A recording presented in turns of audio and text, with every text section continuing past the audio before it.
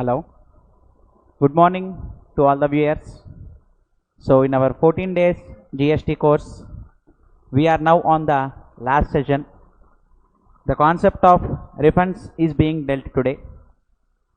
So from the past 13 days, we have concentrated on all the points, all the different topics, categories, based on which we are going to decide the levy of GST. Past 13 days నుండి కంప్లీట్గా GST పరంగా నాలెడ్జ్ని develop చేసుకుంటూ so utmost level the concepts so క్లయింట్స్కి మనం suggestion కరెక్ట్గా ఇచ్చేటట్టుగా various ఆస్పెక్ట్స్ని మనం discuss చేసుకుంటూ వచ్చాం. And today session we're going to discuss the concept of refunds. ఇవాళ సెషన్లో మనం రిఫండ్స్ గురించి డిస్కస్ చేయబోతున్నాం. సో జనరల్గా ట్యాక్స్ పేయబుల్ కంటే రిఫండ్ అనగానే ఎక్కువ ఇంట్రెస్ట్ వస్తూ ఉంటుంది, ఇంట్రెస్ట్ ఎస్ఎస్సీస్కి అందరికీ.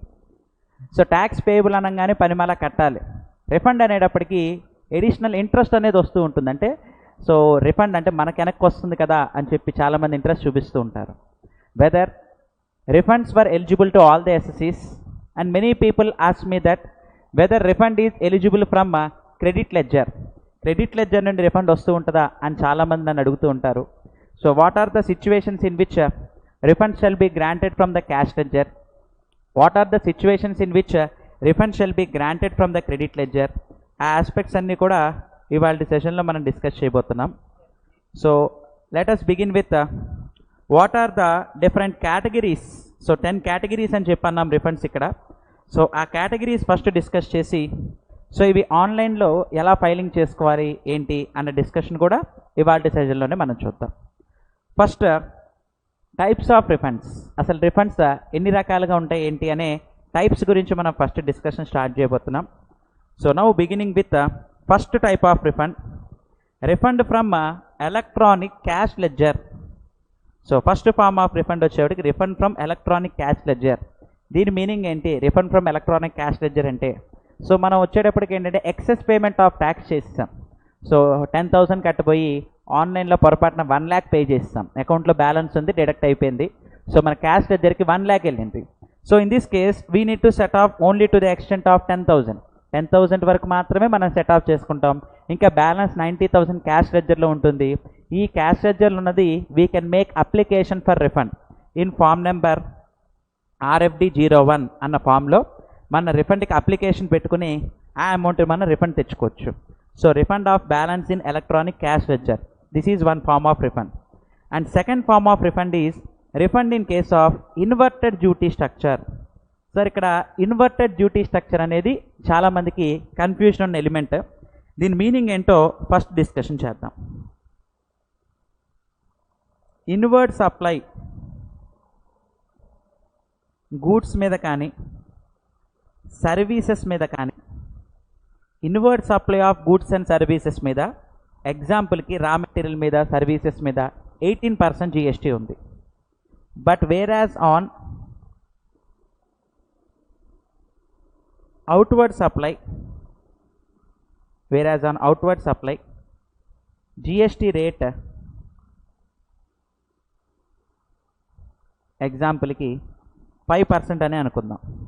సో ఇక్కడ ఇన్వర్డ్ సప్లై మీదేమో 18% జిఎస్టీ ఉంది, అవుట్వర్డ్ మీదేమో 5% జిఎస్టీనే ఉంది. అంటే inward supply GST rate is higher than outward supply GST rate. ఇది లోయర్ ఉంది, దీనికంటే ఇది హయ్యర్ ఉంది. ఈ కేసులో ఏమవుతుంది? క్రెడిట్ లెడ్జర్లో ఏమో మనకి 18% కనిపిస్తూ ఉంటుంది, వేరాజ్ అవుట్పుట్ ఏమో 5% ఉంటూ ఉంటుంది. అంటే ఇండైరెక్ట్గా కాస్ట్ టు కాస్ట్ చూసుకున్నా సరే 13% క్రెడిట్ లెడ్జర్లో బ్యాలెన్స్ మిగిలిపోతూ ఉంటుంది. ఈ క్రెడిట్ లెడ్జర్లో ఉన్న బ్యాలెన్స్ని మనము రిఫండ్ క్లెయిమ్ చేయొచ్చు. This balance in credit ledger can be claimed as refund. ఆ రిఫండ్ క్లెయిమ్ చేసే ప్రాసెస్నే ఇక్కడ జిఎస్టీ RFD1 అన్న ఫామ్లో మన రిఫండ్ అప్లికేషన్ పెట్టుకుని ఈ డిఫరెన్స్ 13%ని we can claim it as refund తెచ్చుకోవచ్చు. సో ఇక్కడ వచ్చేటప్పటికి ఏంటంటే క్రెడిట్ లెడ్జర్ నుండే రిఫండ్ క్లెయిమ్ చేయొచ్చు. ఇన్వర్టెడ్ డ్యూటీ స్ట్రక్చర్లో మన క్రెడిట్ లెడ్జర్ బ్యాలెన్స్ అనేది హై కనిపిస్తూ ఉంటుంది. సో కాబట్టి ఏంటంటే అది ఎన్నాళ్ళని అలా క్యారీ ఫార్వర్డ్ చేసుకుంటూ వస్తాము. సో ఎప్పటికైనా సరే ఇక్కడ సెటప్ చేసుకునే అవకాశం లేదు, బికాస్ అవుట్వర్డ్ సప్లై మీద ట్యాక్స్ రేట్ అనేది లోయర్ ఉంది ఇన్వర్డ్ సప్లై కంటే. ఎంత సెటప్ చేసుకున్నా సరే ఇంకా క్రెడిట్ లెడ్జర్లోనే బ్యాలెన్స్ మిగులుతుందంట. That balance in credit ledger can be claimed as refund. ఈ ఫామ్లో మనం అప్లై చేసి రిఫండ్ తెచ్చుకోవచ్చు. ఇలా ఈ కేటగిరీస్ అన్నింటిలో రిఫండ్స్ ఎలా వస్తాయి అనేది ఇవాళ మన సెషన్ అంతా కూడా డిస్కషను. నెంబర్ 3, ఎక్స్పోర్ట్స్ అనేది జీరో రేటెడ్ సప్లై. ఒకటి మనం జిఎస్టీనే అసలు కట్టలేదే అనుకోండి, మరి ఇంకా రిఫండ్ దేనికి సార్ అంటే ఐటీసీ బ్యాలెన్స్ మిగిలిపోతూ ఉంటుందిగా. ఇక్కడ మనం అసలు జిఎస్టీ పే చేయలేదు, outward supply zero rated supply, LUT submit చేసాం, అసలు జిఎస్టీ పే చేయలేదు. ఈ కేసులో మన దగ్గర ఉన్న ఐటీసీ బ్యాలెన్స్ని రిఫండ్ తీసుకోవచ్చు. లేదు జిఎస్టీ పే చేసామనుకోండి, ఎల్యూటీ సబ్మిట్ చేయలేదు, ఆ పే చేసిన జిఎస్టీని మనం రిఫండ్ క్లెయిమ్ చేయొచ్చు. అలా refund in case of export of goods అని, అలాగే refund in case of export of services అని రెండింటి గురించి మనం డిస్కస్ చేస్తాం. అండ్ అలాగే refund in case of supplies to sedge unit అనేది విత్ ఇన్ ఇండియా ఉన్నా సరే, so supplies to sedge shall be treated as inter state supply and hence IGST అనేది ఛార్జ్ చేస్తాం. ఈ ఐజిఎస్టీ రిఫండ్స్ ఏ కేసెస్లో మనకి వస్తూ ఉంటుంది అనేది మనం డిస్కస్ చేయాలి. Refund in case of supplies to sedge. Next అలాగే డీమ్డ్ ఎక్స్పోర్ట్స్, ఇవి అందరికీ యూజ్ ఉండకపోవచ్చు, బట్ ఒకసారి థీమ్ గురించి చెప్తాను. మనం విత్ ఇన్ ఇండియా ఎవరికైనా సప్లై చేసినా వాళ్ళు మళ్ళీ తిరిగి ఎక్స్పోర్ట్ చేసేటట్టయితే మనం వాళ్ళకి సప్లై చేసిన దాన్ని డీమ్డ్ ఎక్స్పోర్ట్స్ అంటారంట. ఈ కేసులో కూడా రిఫండ్ క్లెయిమ్ చేయొచ్చు. అలాగే refund in case of tax wrongfully collected and paid to the government. మనం కస్టమర్ నుండి ఐజిఎస్టీ కలెక్ట్ చేసి గవర్నమెంట్కి పే చేస్తాం, తర్వాత తెలిసింది దీని మీద ఐజిఎస్టీ కాదు సిజిఎస్టీ ఎస్జిఎస్టీ కట్టాలి అని చెప్పి. మరి పొరపాటున మేము ఇక్కడ ఏం పే చేస్తాం, మనం ఇనీషియల్గా ఐజిఎస్టీ పే చేస్తాం.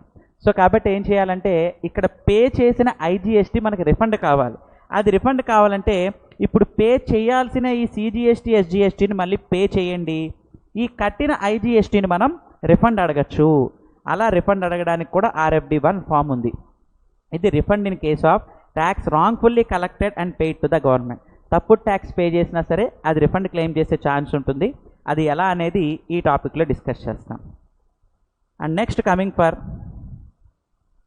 Refund of excess payment of tax. మనం కనుక గవర్నమెంట్కి ఎక్సెస్ ట్యాక్స్ కనుక పే చేస్తూ ఉంటే, sir what do mean by the term excess payment of tax అంటే, సార్ నార్మల్గా ఇక్కడ ఏం చేస్తూ ఉంటామంటే జిఎస్టీఆర్ 3Bలో టర్న్ ఓవర్ 1,10,000 10,000 చూపించబోయి టర్న్ ఓవర్ 10 lakhs 1 lakh అని చూపించి, అంటే సేలే హయ్యర్ ఆఫర్ చేసేసి ఎక్కువ ట్యాక్స్ కట్టేసాం. ఇందాక నేను చెప్పింది ఏంటంటే 10,000 కట్టాల్సిన చోట 1 lakh కడితే క్యాష్ లెడ్జర్లో 90,000 కనిపిస్తుంది అని చెప్పి, ఇక్కడ ఏం చేసాము పొరపాటున sale amount and tax amounts higher చూపించేసాం. యాక్చువల్ సేల్ ఇదే, బట్ నేను 3Bలో ఎంటర్ చేసేటప్పుడు హయ్యర్ ఫిగర్ చూపించేసి ఎంటర్ చేశాను. సో కాబట్టి ఇక్కడ మనం హయ్యర్ ట్యాక్స్ ఏదైతే పే చేసామో దాన్ని మనం రిఫండ్ క్లెయిమ్ చేసుకోవచ్చు. The higher tax is paid can be claimed as refund. ఇది అందరికీ కూడా రెగ్యులర్ కోర్స్ ఆఫ్ బిజినెస్లో బాగా యూజ్ అయ్యేది. అందరూ కూడా 3Bలో హయ్యర్ అమౌంట్ చూపించేసి పొరపాటున హయ్యర్ ట్యాక్సెస్ పే చేసే ఛాన్సెస్ ఉంటాయి. ఆ పే చేసిన హయ్యర్ అమౌంట్ని మనం ఇక్కడ ఏం చేస్తామంటే రిఫండ్ క్లెయిమ్ చేయొచ్చు. ఈ ప్రాసెస్ ఎక్కువ మందికి యూజ్ అవుతూ ఉంటుంది. And next refined in case of finalisation of provisional assessment. మనకు ఒక ప్రోడక్ట్ మీద 5% జిఎస్టీ కట్టాలా 12% జిఎస్టీ కట్టాలా అని డౌట్, అంటే క్లాసిఫికేషన్లో డౌట్ ఉంది. SAC కానీ HSN కానీ కరెక్ట్గా క్లాసిఫై చేయలేకపోతున్నాం. ఈ కేసెస్లో ఏం చేయొచ్చు, డిపార్ట్మెంట్కి ప్రొవిజనల్ అసెస్మెంట్ అని ముందు టెంపరీగా 12% కట్టేస్తాము, మీరే ఫైనలైజ్ చేసి చెప్పండి అని చెప్పి ఒక అప్లికేషన్ పెట్టుకోవచ్చు. అంటే ప్రజెంట్ 12% కట్టేసుకుంటూ వచ్చేస్తున్నాం, బట్ ఫ్యూచర్లో 5% అనే తెలిసింది ఆ ట్యాక్స్ రేట్. మరి ఎక్స్ట్రా మనం ఎంత కట్టేసాం ఇక్కడ 7%. So upon finalization of this provisional assessment balance 7% can be claimed as refund అనేది క్లెయిమ్ చేయొచ్చు. ఇది ఇక్కడ చెప్పింది refund on finalization of provisional assessment third mode గురించి ఇక్కడ డిస్కషన్ చేసాం. Next coming to fourth mode, refund as a consequence of decree of a court. అంటే మనం ఏం చేసామంటే కోర్టుకి వెళ్ళాం, అపీల్కి వెళ్ళేటప్పుడు ఫస్ట్ అపీల్కి వెళ్ళేటప్పుడు 10% of the disputed tax pay చేయాలి. కానీ అపీల్లో మనం విన్ అయిన తర్వాత ఈ కట్టిన 10% ట్యాక్స్ అలాంగ్ విత్ ఇంట్రెస్ట్తో సహా మనకి రిఫండ్ వస్తుంది. ఇలా ఏం చేస్తున్నామంటే రిఫండ్ని 10 మోడ్స్ కింద డివైడ్ చేశాం sir. We have categorised the refunds into 10 points. So ఈ రిఫండ్కి ఫస్ట్ ప్రొసీజర్ ఏంటో చెప్తాను చూడండి సార్. నార్మల్గా ప్రతి దానికి ఫామ్స్ ఉన్నట్టు ఈ రిఫండ్కి సంబంధించి వాళ్ళు స్పెసిఫై చేసిన ఫామ్ RFD1 అనే ఫామ్ ఇక్కడ మనకి స్పెసిఫై చేశారు. ఈ RFD1 ఫామ్లో ఏం చేయాలంటే ఇదిగోండి సార్, ఇక్కడ స్టార్ట్ అయింది.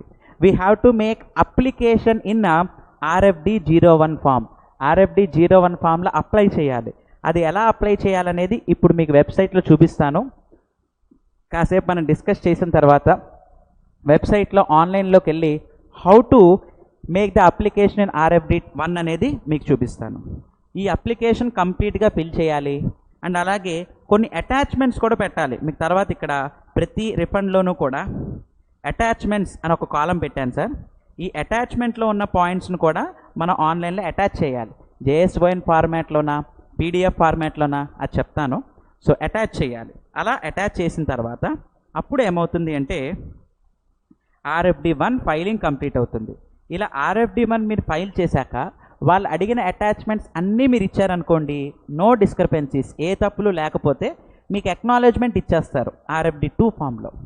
అలా కాకుండా ఏమైనా డిస్క్రిపెన్సీస్ ఉన్నాయనుకోండి, డెఫిషియన్సీ మెమో అని ఫలానా మీరు సబ్మిట్ చేయలేదు అందుకని మీ అప్లికేషన్ని రిజెక్ట్ చేస్తున్నాము అని చెప్పి RFD3లో ఫలానా అటాచ్మెంట్ 2A మేము అటాచ్ చేయమని చెప్పి అడిగాము బట్ మీరు అది అటాచ్ చేయలేదు అని చెప్పి డెఫిషియన్సీ మెమో అని చెప్పి రైజ్ చేస్తారు.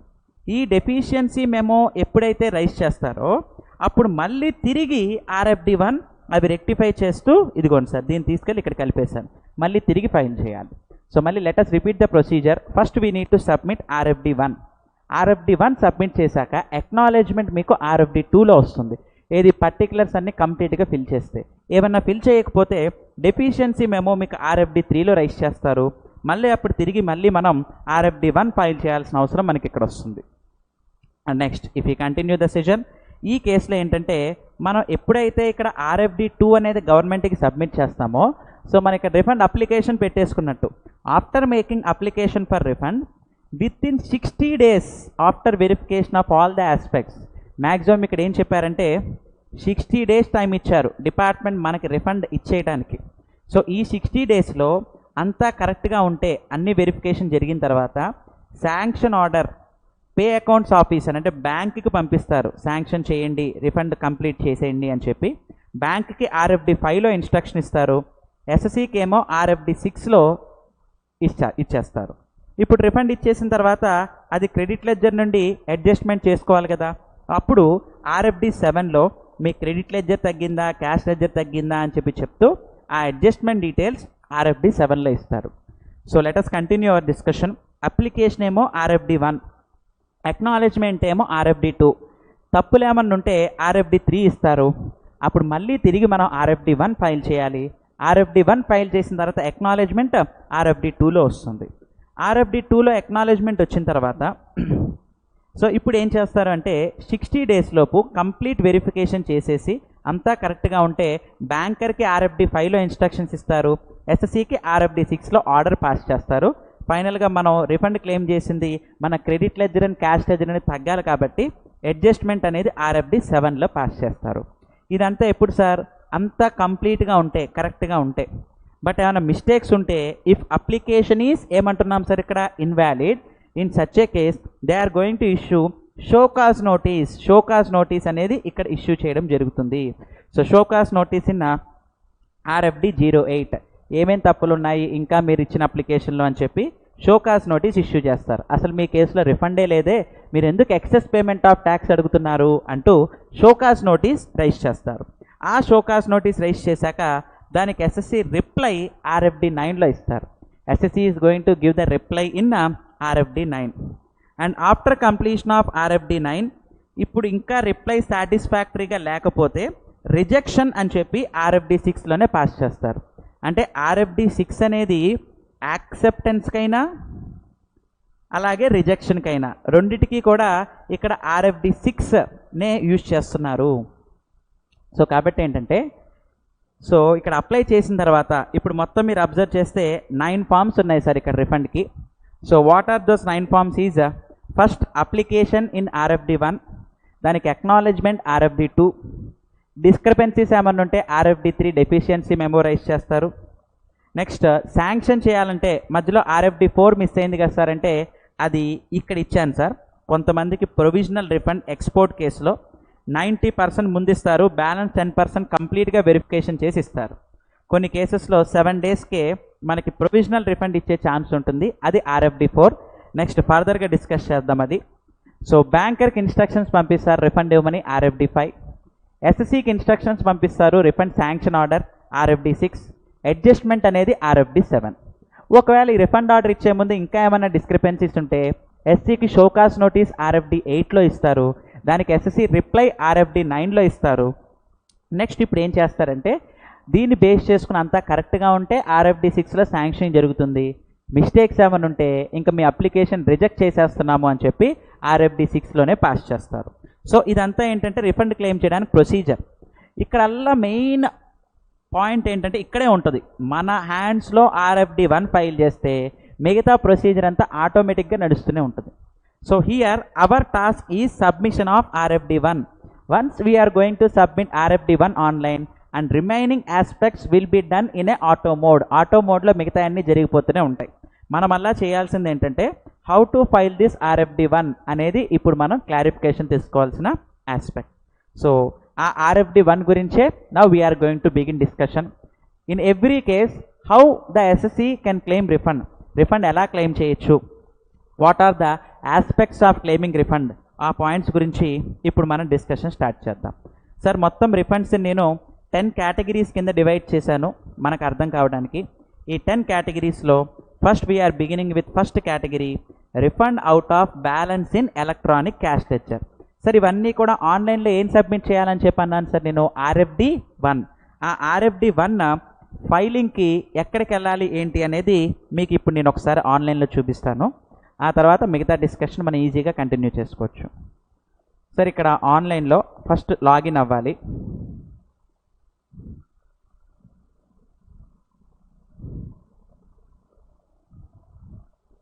సో ఫస్ట్ మనం ఏం చేయాలంటే లాగిన్ అయిన తర్వాత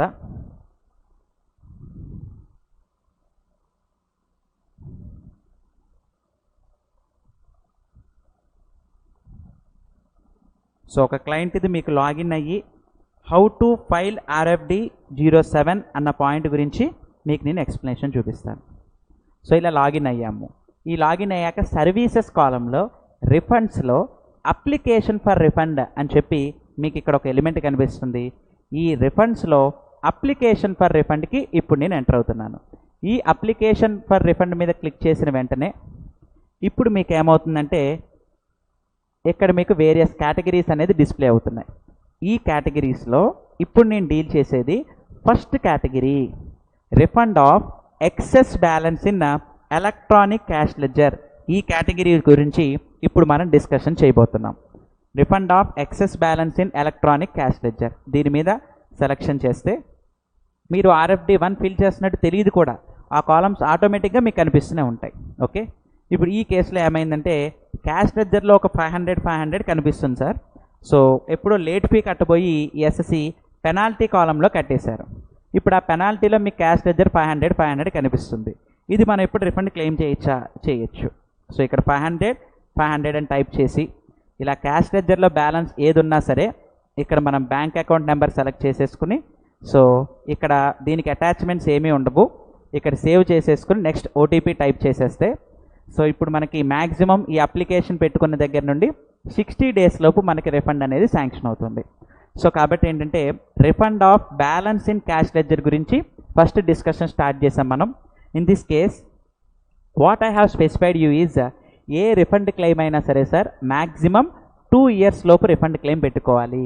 we have to make the refund claim before expiry of 2 years అని చెప్పి ఇక్కడ మనకి స్పెసిఫై చేశారు. కాకపోతే ఈ 2 years అనేది ఎక్కడి నుండి కౌంట్ చేయాలి అనేది కేస్ టు కేస్ మారిపోతూ ఉంటుంది. ఇది క్యాష్ లెడ్జర్లో ఉన్న బ్యాలెన్స్ కాబట్టి నేను చలాన్ కట్టిన దగ్గర నుండి from the date of payment of tax, challan కట్టిన దగ్గర నుండి 2 years లోపు so the time limit for filing refund claim అని చెప్పి స్పెసిఫై చేశారు. సో ఈ రిఫండ్ క్లెయిమ్ చేయడానికి ప్రొసీజర్ ఏంటి అంటే what they have specified here in this case is we have to file an application in RFD1. ఇదిగోండి sir RFD1. ఇక్కడ మీకు ఏం రిఫండ్ వస్తుంది, మీకు క్యాష్ లెడ్జర్లో ఏ బ్యాలెన్స్ ఉన్నా సరే అది మీకు ఇక్కడ రిఫండ్ వస్తుంది అని చెప్పి స్పెసిఫై చేస్తున్నారు. Balance in electronic cash ledger. ఇక్కడ అటాచ్మెంట్స్ కావాలా? ఏ అటాచ్మెంట్స్, ఏ డిక్లరేషన్ అవసరం లేదు. ఎందుకంటే ఇక్కడ మీరు ఎక్సెస్ పే చేసిన ట్యాక్స్నే రిఫండ్ అడుగుతున్నారు కాబట్టి no attachments. Very simple application. First topic గురించి మనం కంప్లీట్ చేస్తాం. Now let us compare second. ఇది ప్రాక్టికల్గా ఆల్మోస్ట్ అందరికీ అంటే for suppose leather industry, chappal business చేసేవాళ్ళు సార్, మ్యానుఫ్యాక్చరర్ ఆఫ్ చెప్పల్స్, మీకు రా మెటీరియల్ లెదర్ మీదేమో 12-18% జిఎస్టీ ఉంటుంది, అవుట్పుట్ మీదేమో 5% జిఎస్టీనే ఉంది. మీరు మీ క్రెడిట్ లెడ్జర్లో ఉన్న బ్యాలెన్స్ అంతా కూడా ఇలా ఇన్వర్టెడ్ డ్యూటీ స్ట్రక్చర్ అనే కాన్సెప్ట్ యూజ్ చేసుకుని you can claim it as refund. అలానే ఇప్పుడు ఇమిటేషన్ జ్యువెలరీ చేసేవాళ్ళు కూడా రా మెటీరియల్స్ కొనుక్కునేటప్పుడు కొన్ని మెటల్స్ మీద 18% జిఎస్టీ పడుతుంది. వేరాజ్ అవుట్వర్డ్ గోల్డ్ మీద వచ్చేటప్పటికి 3% ట్యాక్సే కడతారు. 1 గ్రామ్ జ్యువెలరీ సేల్ చేసే వాళ్ళు కూడా అవుట్పుట్ మీద 3% ట్యాక్సే పడుతుంది, ఇన్పుట్ మీద హయ్యర్ ట్యాక్సెస్ పడుతున్నాయి. సో వీళ్ళు కూడా క్రెడిట్ లెడ్జర్లో ఉన్న బ్యాలెన్సెస్ని రిఫండ్ క్లెయిమ్ చేసుకోవచ్చు. ఇలా ఇన్వర్టెడ్ డ్యూటీ స్ట్రక్చర్ ఉన్న వాళ్ళు క్రెడిట్ లెడ్జర్ నుండి దే కెన్ క్లెయిమ్ రిఫండ్ అని చెప్పి they are going to specify in this case. What do you mean by the term inverted duty structure? If the tax rate on inputs is higher than output, purchases మీద tax rate అనేది హయ్యర్గా ఉందంట. దేంతో పోల్చుకుంటే? సేల్తో పోల్చుకుంటే.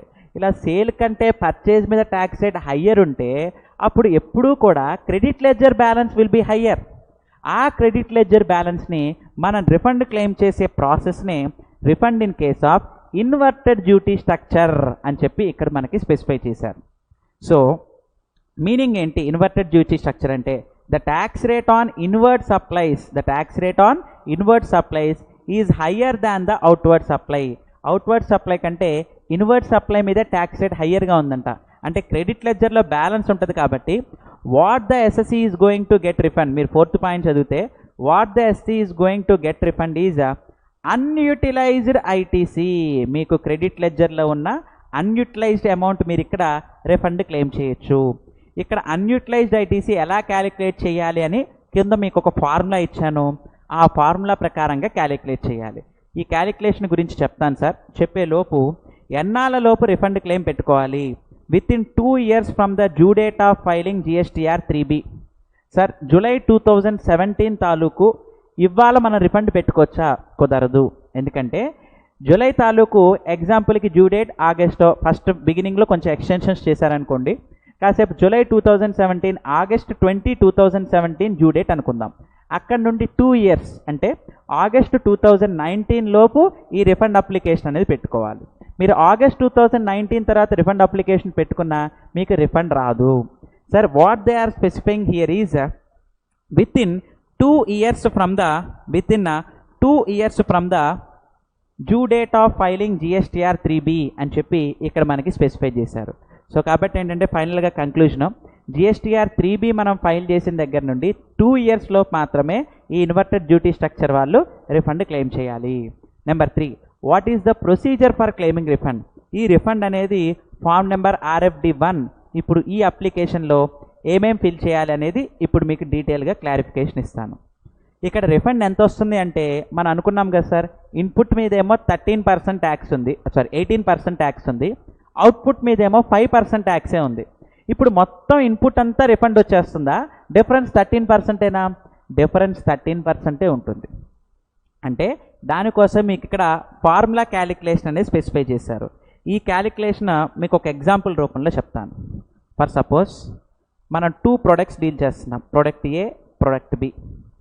Product ఏ తాలూకు వచ్చేటప్పటికి raw material మీద GST rate 18%, output మీద GST రేట్ 28%. ప్రోడక్ట్ బి వచ్చేటప్పటికి రా మెటీరియల్ మీద 18%, అవుట్పుట్ మీద GST రేట్ 3% ఉంది. ఈ కేసులో ప్రోడక్ట్ ఏని ఇన్వర్టెడ్ డ్యూటీ స్ట్రక్చర్ అంటారా, ప్రోడక్ట్ బిని ఇన్వర్టెడ్ డ్యూటీ స్ట్రక్చర్ అంటారా అంటే ప్రోడక్ట్ బిని ఇన్వర్టెడ్ డ్యూటీ స్ట్రక్చర్ అంటారు. మరి మనం ఏం చేస్తాము? ఈ 2 రా మెటీరియల్స్ మీద కూడా మనం ఐటీసీ క్లెయిమ్ చేస్తాం.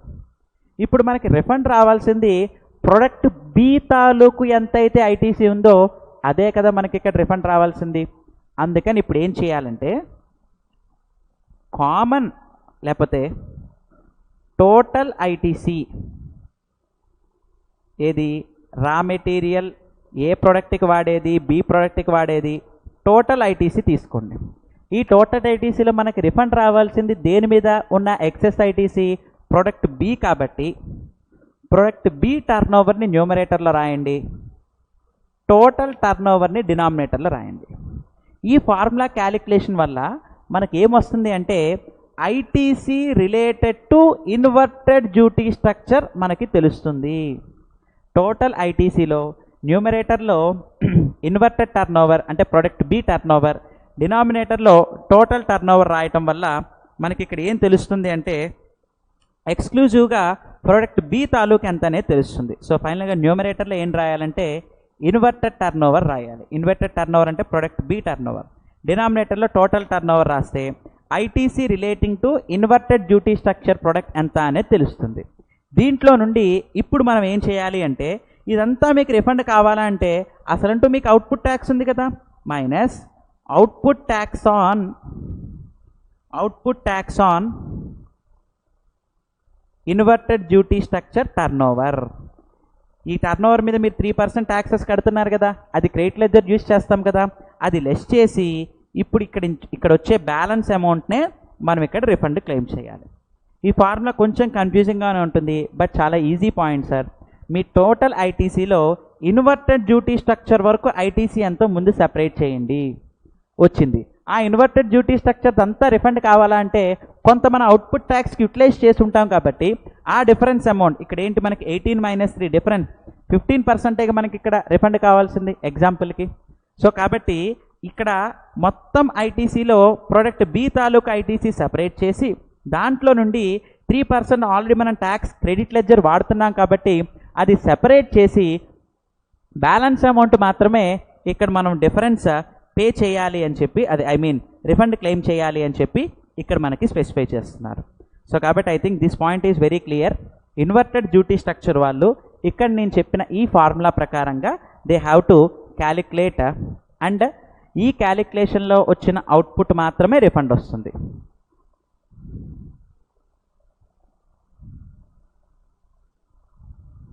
Okay, so let us continue. ఈ కేసులో what they have specified here is unutilized ITC. Unutilized ITC అంటే ఏంటి? టోటల్ ఐటీసీ ఇంటూ న్యూమరేటర్లో ఏం రాసాం సార్, ఇన్వర్టెడ్ టర్న్ ఓవర్, డినామినేటర్లో టోటల్ టర్న్ ఓవర్ రాసి సో మనం ఏం చేసామంటే ప్రపోర్షనేట్గా ఈ ఇన్వర్టెడ్ టర్న్ ఓవర్ వరకు ఐటీసీ ఎంతో సెపరేట్ చేసి దాంట్లో నుండి tax paid on inverted turn over less చేయాలి. ఈ లెస్ చేయగా వచ్చిన అమౌంట్ని మాత్రమే మనం ఇక్కడ రిఫండ్ క్లెయిమ్ చేయొచ్చు. సో కాబట్టి అన్యూటిలైజ్డ్ ఐటీసీ ఈ ఫార్ములా ప్రకారం క్యాలిక్యులేట్ చేసిన అన్యూటిలైజ్డ్ ఐటీసీ కానీ లేదా మన క్రెడిట్ లెడ్జర్లో ఉన్న బ్యాలెన్స్ కానీ రెండిట్లో విచ్ ఎవర్ ఈజ్ లోయర్ మనం ఇక్కడ రిఫండ్ క్లెయిమ్ చేయొచ్చు అని చెప్పి ఇక్కడ మనకి స్పెసిఫై చేశారు. So finally the conclusion here in this cases ఈ ఫార్ములా ప్రకారం మనం క్యాలిక్యులేట్ చేసిన ఐటీసీ కానీ లేదా క్రెడిట్ లెడ్జర్లో ఉన్న బ్యాలెన్స్ కానీ రెండిట్లో విచ్ ఎవర్ ఈజ్ లోయర్ మాత్రమే మనకి రిఫండ్ వస్తుంది. ఈ రిఫండ్ రావడానికి what are the various attachments అని చెప్పి ఇక్కడ మీకు స్పెసిఫై చేస్తున్నాము. So the attachments that were specified here is statement number 1 formula అంటే పైన చెప్పిన ఫార్ములా క్యాలిక్యులేట్ చేయాలి. ఎక్కడ క్యాలిక్యులేట్ చేయాలి అంటే మీకు ఇక్కడ నేను చూపిస్తున్నాను చూడండి sir, services, refunds, application for రిఫండ్లోకి వెళ్ళాలి. ఇలా అప్లికేషన్ ఫర్ రిఫండ్లోకి మనం ఎంటర్ అయిన తర్వాత ఇప్పుడు ఏం చేయాలి అంటే ఇన్వర్టెడ్ డ్యూటీ స్ట్రక్చర్ కాబట్టి ఇది సెలెక్షన్ చేస్తున్నాం. So refund on account of ITC accumulated due to inverted duty structure అని చెప్పి ఆ కాలం నేను సెలెక్ట్ చేస్తున్నాను. సో ఫైనాన్షియల్ ఇయర్ వచ్చేటప్పటికి ఇప్పుడు నేను ఎగ్జాంపుల్కి 18-19 ఇయర్ తాలూకు అప్లై చేస్తున్నాను అని చెప్పి అనుకుందాం. సో ఏ మంత్ది అప్లై చేస్తున్నాం, April to March month wise కూడా మీ టర్న్ ఓవర్ బట్టి ఈ క్యాలిక్యులేషన్ చేస్తూ మీరు రిఫండ్ అప్లికేషన్ పెట్టుకోవచ్చు, యాన్యువల్లీ కావాలన్నా సరే పెట్టుకోవచ్చు.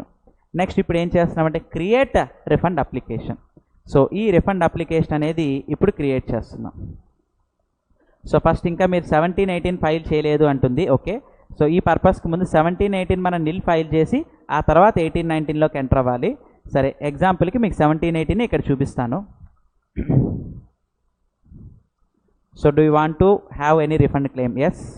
ఎస్ అని చెప్పి ఇక్కడ మనం సెలెక్ట్ చేసుకున్న తర్వాత ఇదిగోండి సార్ స్టేట్మెంట్ 1 అని చెప్పన్నాను కదా, ఇదిగోండి here we have statement number 1. ఇక్కడ మీకు స్టేట్మెంట్ 1 అని చెప్పి కనిపిస్తుంది. So this is the formula. ఈ ఫార్ములా క్యాలిక్యులేషన్ ఇక్కడ మీకు కనిపిస్తుంది కదా సార్, 1 × 4/3 - 2 అని చెప్పి. ఈ ఫార్ములా మీకు క్లియర్గా అర్థం కావటానికి నేను ఇక్కడ ఏం చేశాను అంటే, ఇదిగోండి సార్, ఇక్కడ మీకు అదే ఫార్ములాని ప్రజెంటేషన్ చేశాను, మనకు అర్థమయ్యే లాంగ్వేజ్లో చెప్పాను. యాజ్ ఇట్ ఈస్ మీరు ఫిల్ చేయండి. ఈ అమౌంట్ మీకు రిఫండ్ శాంక్షన్ అవుతుంది.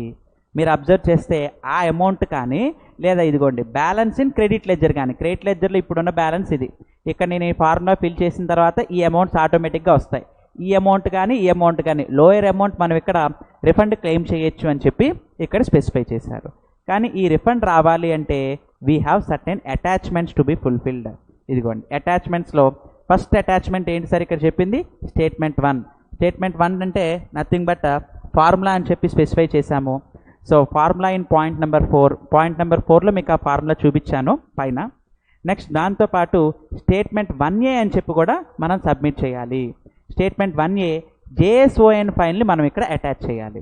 సార్ JSON ఫైల్ అంటే ఎలా అటాచ్ చేయాలి ఏంటి అంటే, సో ఇది ప్రతి రిఫండ్కి కూడా కామన్ ప్రాసెస్ సార్. మీరు ఇక్కడ అబ్జర్వ్ చేస్తే ఈ స్టేట్మెంట్ 1A పక్కన click here to fill the details of inward and outward supply అని చెప్పి ఉంది. దీని మీద క్లిక్ చేస్తున్నాను. క్లిక్ చేసిన తర్వాత upload invoice details of inverted duty structure అని చెప్పి అడుగుతుంది. బట్ ఇక్కడ JSON ఫైల్ని అటాచ్ చేయాలి. మనం JSON ఫైల్ని అటాచ్ చేయాలి అంటే ఒక ఎక్సెల్ డాక్యుమెంట్ కావాలి కదా ఆఫ్లైన్ టూల్లో, రైట్. ఇప్పుడు దాని గురించి చూపిస్తున్నాను మీకు. సో మన అప్లికేషన్నే మళ్ళీ ఒకసారి ఓపెన్ చేస్తున్నాను. ఇన్వర్టెడ్ డ్యూటీ స్ట్రక్చర్ ఓపెన్ చేసిన తర్వాత ఇక్కడ మనం JSON ఫైల్ని అటాచ్ చేయాలి. అది అటాచ్ చేసే ముందు ఇక్కడ మీకు డౌన్లోడ్ ఆఫ్లైన్ యూటిలిటీ అని ఉంది. సో ఈ ఆఫ్లైన్ యూటిలిటీని ఫస్ట్ డౌన్లోడ్ చేసుకోండి. ఈ ఆఫ్లైన్ యూటిలిటీని మీరు డౌన్లోడ్ చేసుకున్నాక అది ఆ ఎక్సెల్ డాక్యుమెంట్ ఫిల్ చేసి ఆ JSON ఫైల్ని ఎలా జనరేట్ చేయాలి ఏంటి అనేది ఇప్పుడు మీకు నేను చూపిస్తాను. ప్రొసీడ్. సో డౌన్లోడ్ అయింది. So let us open. ఇదిగోండి సార్ స్టేట్మెంట్ 1A. దీని పేరు మీరు అబ్జర్వ్ చేస్తే స్టేట్మెంట్ 1A అని చెప్పి కనిపిస్తుంది. సో ఇప్పుడు మీకు ఆ స్టేట్మెంట్ 1A ఓపెన్ చేసి చూపిస్తాను. సో statement 1A minimum excel 2010 or above ఉంటే కానీ మీకు ఈ రిఫండ్ అప్లికేషన్స్ ఫైలింగ్ కరెక్ట్గా రాదు. ఈవెన్ మైక్రోసాఫ్ట్ 2007లో కూడా కరెక్ట్ JSON అనేది జనరేట్ అవ్వట్లేదు. సో అబౌవ్ 2007 మినిమం మైక్రోసాఫ్ట్ ఉంటే మీరు ఈ RFD 1A ఫామ్స్ ఇవన్నీ కూడా ఫిల్ చేయొచ్చు. సో ఓపెన్ అవుతుంది సార్. ఈ ఫామ్ RFD 1 ఓపెన్ అయిన తర్వాత మీకు దీనికి సంబంధించి ఈ స్టేట్మెంట్లో ఏమేమి అటాచ్ చేయాలి అనేది చూపిస్తాను. సో అక్కడ డీటెయిల్స్ ఫిల్లింగ్ అంతా కూడా మనం చేసిన తర్వాత ఇంకేం అటాచ్మెంట్స్ కావాలి అనేది చూద్దాం. ఈ స్టేట్మెంట్ 1A అనేది ఇప్పుడు మనకి ఎక్సెల్ డాక్యుమెంట్ డౌన్లోడ్ అవుతుంది. సో నెక్స్ట్ ఏం చేయాలి అంటే, after that copy of GSTR 2A. ఈ GSTR 2A ఏంటంటే మీరు ఆన్లైన్లో డౌన్లోడ్ చేసుకోవాలి. మీకు సాఫ్ట్వేర్స్ అయినా ఉన్నాయి, లేదా ఆన్లైన్లో అయినా సరే మంత్లీ డౌన్లోడ్ చేసుకుని వాటన్నిటిని కూడా మెర్జ్ చేసి PDFలోకి మార్చి, ఇదొక్కటే JSON అటాచ్మెంట్ సార్. మిగతా అన్నీ కూడా PDF అటాచ్మెంటే ఉంటుంది.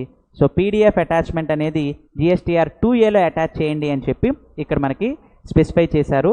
ఏ ఫార్మాట్లో అంటే PDF ఫార్మాట్లో అటాచ్ చేసుకోవాలి. అలాగే దీంతో పాటు స్టేట్మెంట్ ఆఫ్ ఇన్వాయిసెస్ అని చెప్పి ఇక్కడ స్పెసిఫై చేశారు.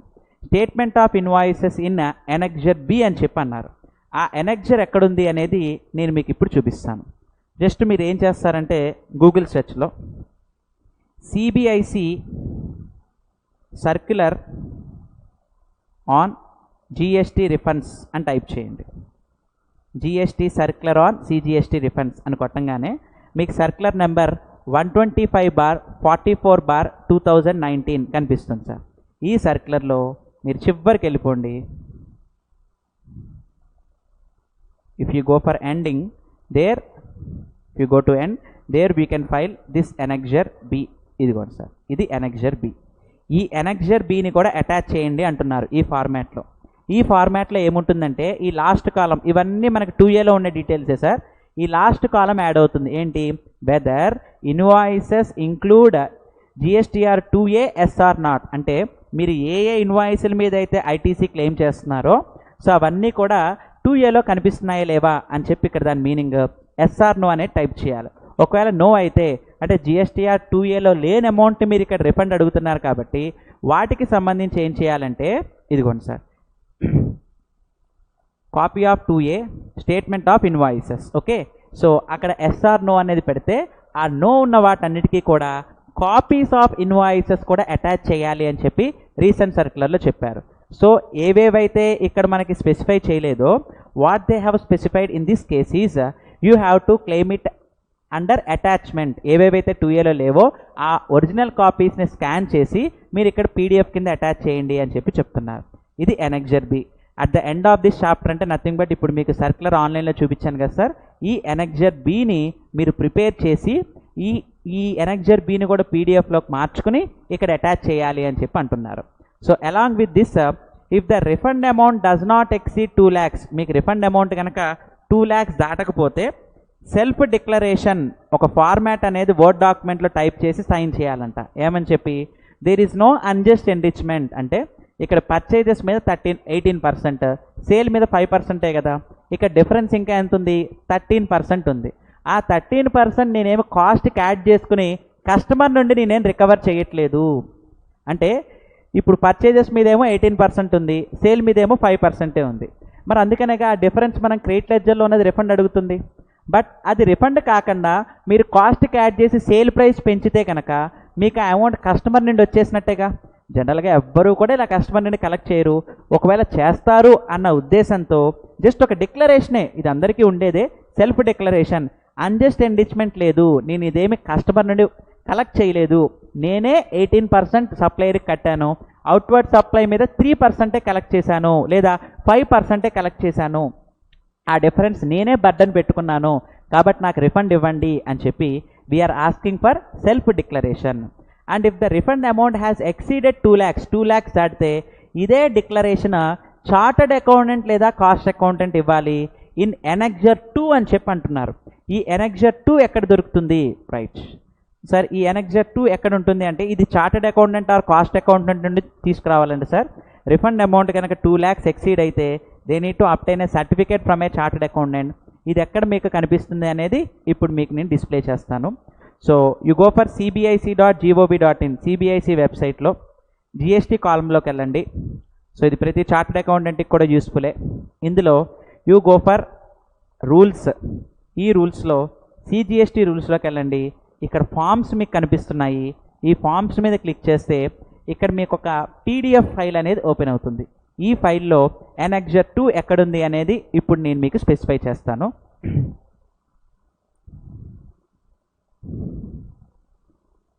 రైట్, ఇక్కడ మీరు ఏం చేస్తారంటే ఆర్ఎఫ్డి, ఇదిగోండి సార్ ఆర్ఎఫ్డి 1, ఈ ఆర్ఎఫ్డి 1లోకి వెళ్ళిన తర్వాత మీకు ఎండింగ్లో chartered accountant certificate declaration format కనిపిస్తుంది, చూపిస్తానండి.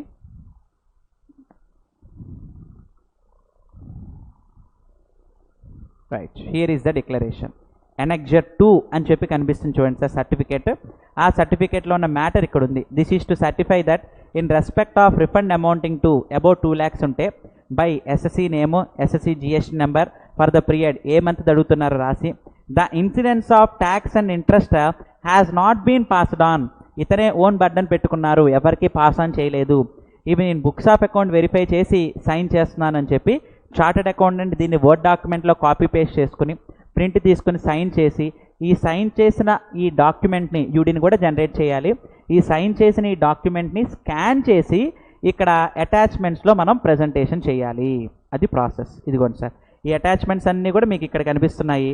సపోర్టింగ్ డాక్యుమెంట్స్ అని చెప్పి ఇక్కడ మీరు బ్రౌజ్ చేసి అటాచ్మెంట్స్ చేయొచ్చు. ఎన్ని నెంబర్ ఆఫ్ అటాచ్మెంట్స్ అని ఇక్కడ తీసుకుంటుంది.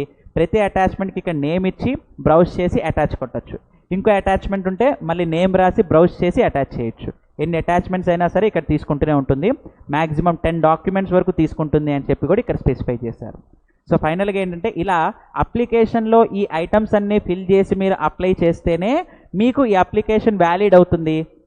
డెఫిషియన్సీ మెమో ఆర్ఎఫ్డి 3లో రాకుండా ఉంటుంది. డెఫిషియన్సీ మెమో రాకుండా ఉంటేనే you are eligible to claim refund అని చెప్పి ఇక్కడ మనకి స్పెసిఫై చేస్తున్నారు. మళ్ళీ డెఫిషియన్సీ మెమో వస్తే ఏం చేయాలి? మళ్ళీ తిరిగి ఆర్ఎఫ్డి 1లోకి వెళ్ళాలి. ఆర్ఎఫ్డి 1లో మళ్ళీ ఆ డిఫెక్ట్స్ అన్ని రెక్టిఫై చేసుకుంటూ మళ్ళీ తిరిగి అప్లై చేయాలి. ఎప్పుడైనా గుర్తుపెట్టుకోండి సార్, రిఫండ్ ఎప్పుడైనా సరే 2 years లోపే క్లెయిమ్ చేయాలి. ఈ 2 years మనం ఎప్పటి నుండి అంటే అది కేస్ టు కేస్ మారుతుంది. ఇన్వర్టెడ్ డ్యూటీ స్ట్రక్చర్ అయితే మీరు రిటర్న్ ఫైల్ చేసిన దగ్గర నుండి 2 years లోపు క్లెయిమ్ చేయాలి అని చెప్పి స్పెసిఫై చేశారు. So by this we have completed the topic of inverted duty structure. So inverted duty స్ట్రక్చర్కి రిఫండ్ ఎలా క్లెయిమ్ చేయాలి ఏంటి అనేది మనం ఇక్కడ అర్థం చేసుకున్నాం. అండ్ నెక్స్ట్ పాయింట్ వచ్చేటప్పటికి refund in case of export of goods. గూడ్స్ని కనుక ఎక్స్పోర్ట్ చేస్తే మీకు ఇక్కడ 2 ఆప్షన్స్ ఉన్నాయి. Export without payment of tax, మీరు ఎల్యూటీ కనుక ఆన్లైన్లో సబ్మిట్ చేస్తే.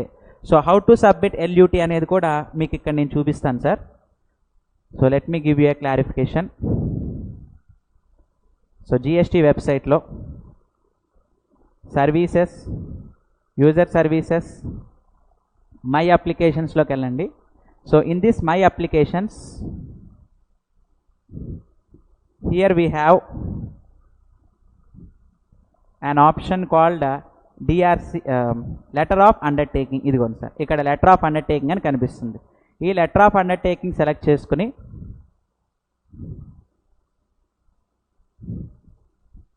New application. సో ఇప్పుడు మీకు RFD 11 అని చెప్పి ఒక ఫామ్ ఓపెన్ అవుతుంది. ఇక్కడ మీకు కనిపించదు కానీ ఇదిగోండి సార్, ఇక్కడ ఉంది RFD 11 furnishing letter of undertaking. Letter of undertaking అనేది సబ్మిట్ చేస్తున్నాం. ఇది ఇయర్లీ వన్స్ సబ్మిట్ చేస్తాం. ఇప్పుడు 2021 ఇయర్కి నేను సబ్మిట్ చేస్తున్నాం. ఇది సబ్మిట్ చేస్తే ఏ ఎక్స్పోర్ట్ మీద కూడా మనం జిఎస్టీ పే చేయకుండానే ఎక్స్పోర్ట్ అనేది చేసేయచ్చు. సో దీని తాలూకు మీరు అబ్జర్వ్ చేస్తే గూడ్స్ అయితే ఆల్రెడీ మనం డిస్కస్ చేసాం సార్, 3 months లోపు ఎక్స్పోర్ట్ చేస్తాను అని. సర్వీసెస్ అయితే కనుక 1 yearలో కరెన్సీ రియలైజ్ చేస్తానని డిక్లరేషన్. యాక్ట్లో ప్రొవిజన్స్ అన్నీ ఫాలో అవుతాను, ఒకవేళ వైలేట్ చేస్తే నేను IGST 18%తో సహా కడతాను అన్న డీటెయిల్స్ ఇక్కడ ఫిల్ చేస్తున్నాము. 2 witness డీటెయిల్స్ ఇచ్చేసి OTP కానీ DSC ద్వారా కానీ మీరు ఫైల్ చేస్తే LUT సబ్మిట్ చేసినట్టే. అలా మీరు LUT సబ్మిట్ చేస్తే without any payment of tax export చేసేయచ్చు. మరి ఈ కేసులో రిఫండ్ ఏం కావాలి అంటే అవుట్వర్డ్ సప్లై మీద ట్యాక్స్ 0 కాబట్టి ITC మిగిలిపోతుంది. రా మెటీరియల్ కొనుక్కున్నాను, ITC క్లెయిమ్ చేశాను, ఇప్పుడు అవుట్పుట్ నేను చేశాను, ఎక్స్పోర్ట్ చేశాను అంటే ట్యాక్స్ పేయబుల్ 0, కానీ క్రెడిట్ లెడ్జర్లో బ్యాలెన్స్ చాలా మిగిలిపోతుంది. దాన్ని లోకల్ సప్లైస్కి కావాలంటే వాడుకోవచ్చు, లేదు ఇంకా క్రెడిట్ లెడ్జర్లో బ్యాలెన్స్ మిగిలిపోతే రిఫండ్ అప్లై చేయొచ్చు. How to apply for refund అంటే ఎక్స్పోర్ట్ చేసిన దగ్గర నుండి 2 years లోపు అప్లై చేయాలి.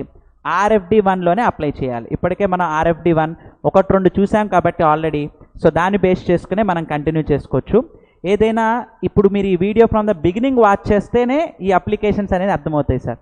ప్రతిదానికి మన అప్లికేషన్ రిపీట్ చేయలేము.